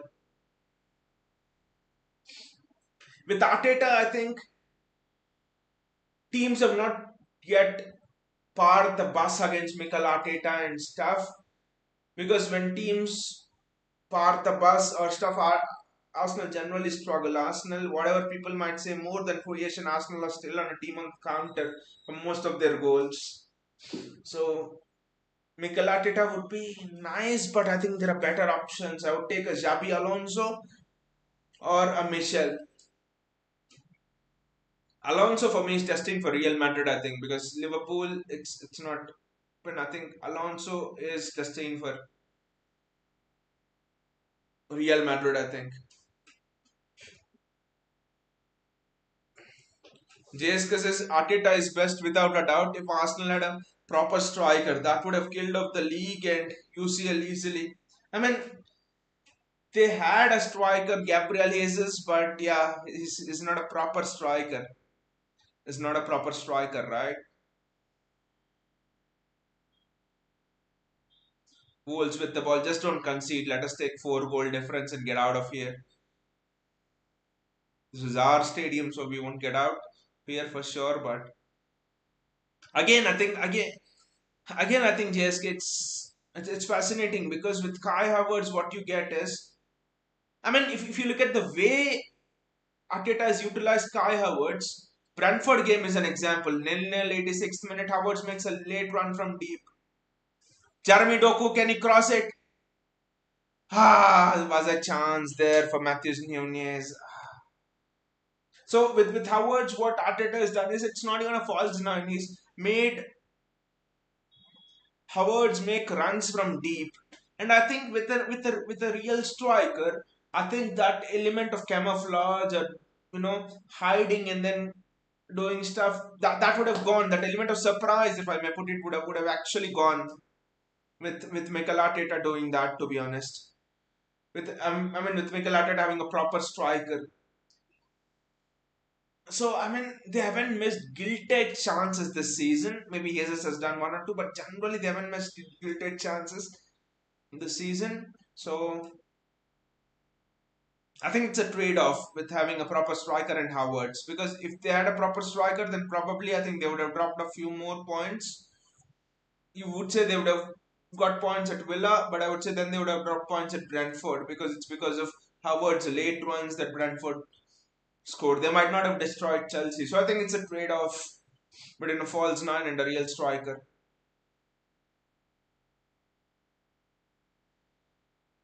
Gautam says, I feel Xabi Alonso is the guy, if not Deserbi. Michel is interesting, Gautam, because for me, I think Xabi Alonso, maybe I think his heart is set on Real Madrid. More Jeremy Doku with another run.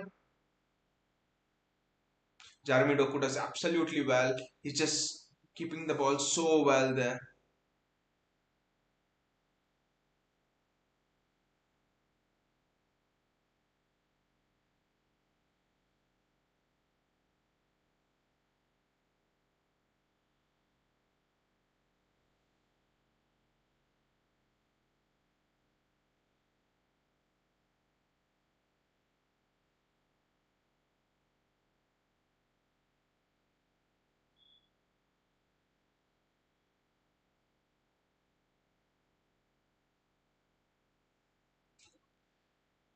Josko Guardiola.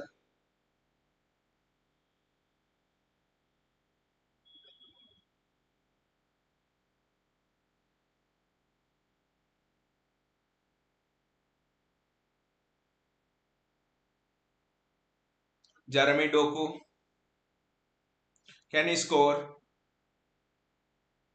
That's a corner. I'll just be back in a second, guys.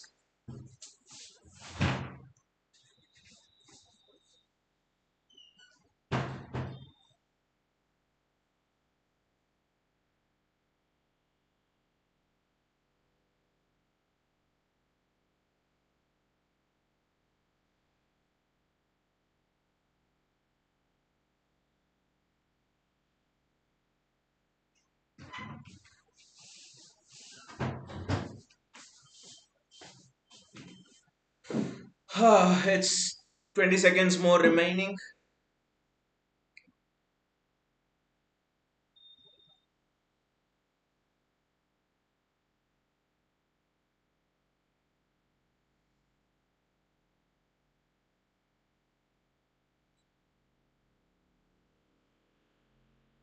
That was a chance for Manuel Akanji there. And referee has blown the whistle. 5-1. Another game checked out. 4 goals added more to the goal difference. I think it's 6 more goals remaining. The goal difference between us and Arsenal. And we have a game in hand. If we can at least cut down that goal difference to 3 or 4, then I think it would be interesting. The last 2 games will be interesting. Erling Haaland with 4 goals and Julian Alvarez with 1 goal. 2 Rodri assists, if I'm not wrong. What a game! What a game, guys! What a game! Goal difference is 54 and Arsenal's is 60, and we have played 1 game less. Arsenal have United away, Everton at home, and we have Fulham away, Spurs away, and West Ham at home. Fulham away will be interesting at Craven Cottage. I would have preferred Fulham to be at home as well, but it will be interesting. The best thing is Erling Haaland is back in form, to be honest. I mean, the match was not easy. I mean, the match was, don't get fooled by the score line. Wolves were coming at us, Wolves were pressing us. Wolves were sitting back in a kind of a mid block. Mid block is a block that we have struggled previously to break down sometimes. Fast wingers for Wolves in Hong Wei Shan. There was Konya as well. Sarabia came late on, but I think the system is what really impressed me. The system in which Pep had played Josko Guardiola, hanging down the entire left, Phil Foden coming centrally, almost playing centrally. Phil Foden not cutting in from the left, but almost playing centrally in this entire match. Phil Foden playing centrally, and then Kevin De Bruyne behind him. Kevin De Bruyne, I think it was Gautam, I think, who said that Luka Modric's role. That's what Kevin De Bruyne actually did today. It is almost a Luka Modric's role, dictating the game little bit from deep. Alfie Haaland and Erling Haaland, they're looking at each other. Wow, what a sight that is at the Etihad Stadium. The match ball, the match ball for Erling Haaland. These are just superb scenes. 4 goals for Erling Haaland when everyone was doubting him. The display was fantastic more than anything else today. The display was superb. This is vintage city. This is a city that is looking more excited and not tired. This is a city that is going for the kill. This is a shark that is going for the kill, to be honest. This is just superb from City. Fantastic.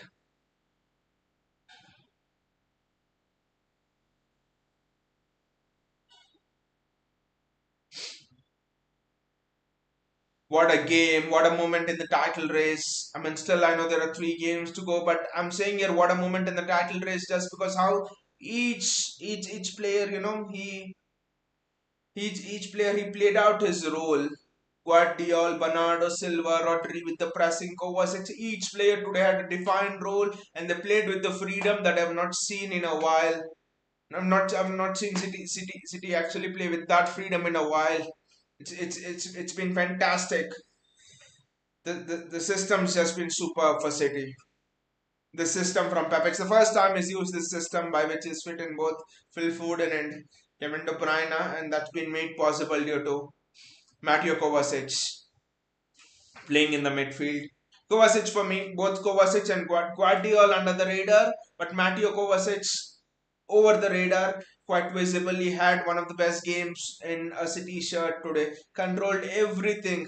I mean, two Wolves players pressing once. I just rubbed my eyes on one instance. How did Kovacic get out with the ball over there? So Mateo Kovacic was that good. Mateo Kovacic was so good, to be honest. In that part, I think this is our best team, to be honest. I think I see Pep going with this team for the next three games until the end of the season. Maybe John Stones for Akanji could be a shout out, but again, I think we have 1 week to prepare for Fulham and then two games. That's in one game in midweek, and that's it. I could see Pep play this squad for the rest of the three matches. Bayaji says Ederson has concentration issues. Bayaji, sometimes I think it is best for Ederson to bring a chair and then bring a chair, put it in front of the goal, and then bring a newspaper and just start reading it.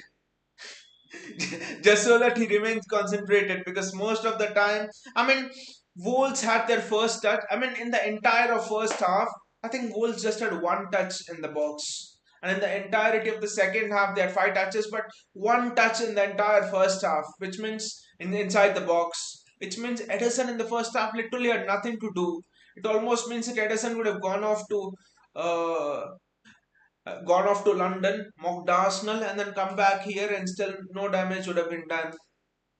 I know Edison has concentration issues, and that goal is just on Edison for me. Otherwise, one more goal in this goal difference. But what do you feel, Bayaji? What do you feel? Where do you feel this title race is going, to be honest?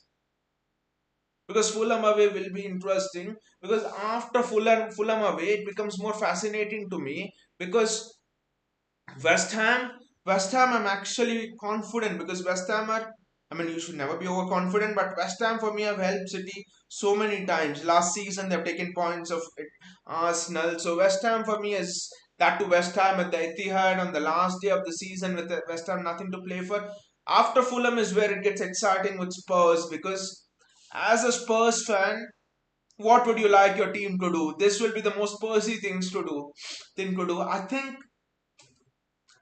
with Spurs, Ange will rest a lot of first teamers, because until then Spurs will be on the beach. They'll top four would have been gone, fifth place would have been confirmed to them. So I think Spurs.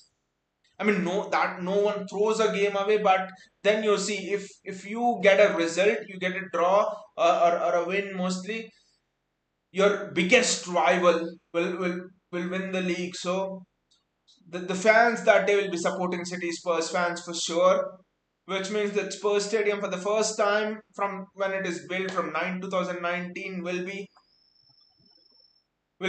less hostile, and all of the support, the 60-70,000 odd support that day, I'm sure will be for City, and it will not be for Spurs. Everyone will be playing with the common agenda that day of not letting Arsenal win the league, I think, with that Spurs game. So when everyone is telling me the Spurs game is difficult, I'm like, well, I mean, one of the pundits said it happened in 1999 where United were playing Spurs, and if Spurs won that game on the last day, and if Spurs won that game, I think Arsenal would win the league or something like that, and Spurs lost that game 3-1. So the atmosphere will be different. So more than that Spurs game, I think Craven Cottage early kickoff, that will be interesting, because that's why we all have been shouting here for goal to push the goal difference, because I'm sure we can span Spurs, West Ham, and if goals are required, I think Spurs high line. I think we can go at Spurs and score 4-5 there. West Ham, I'm sure we can score 4-5 there.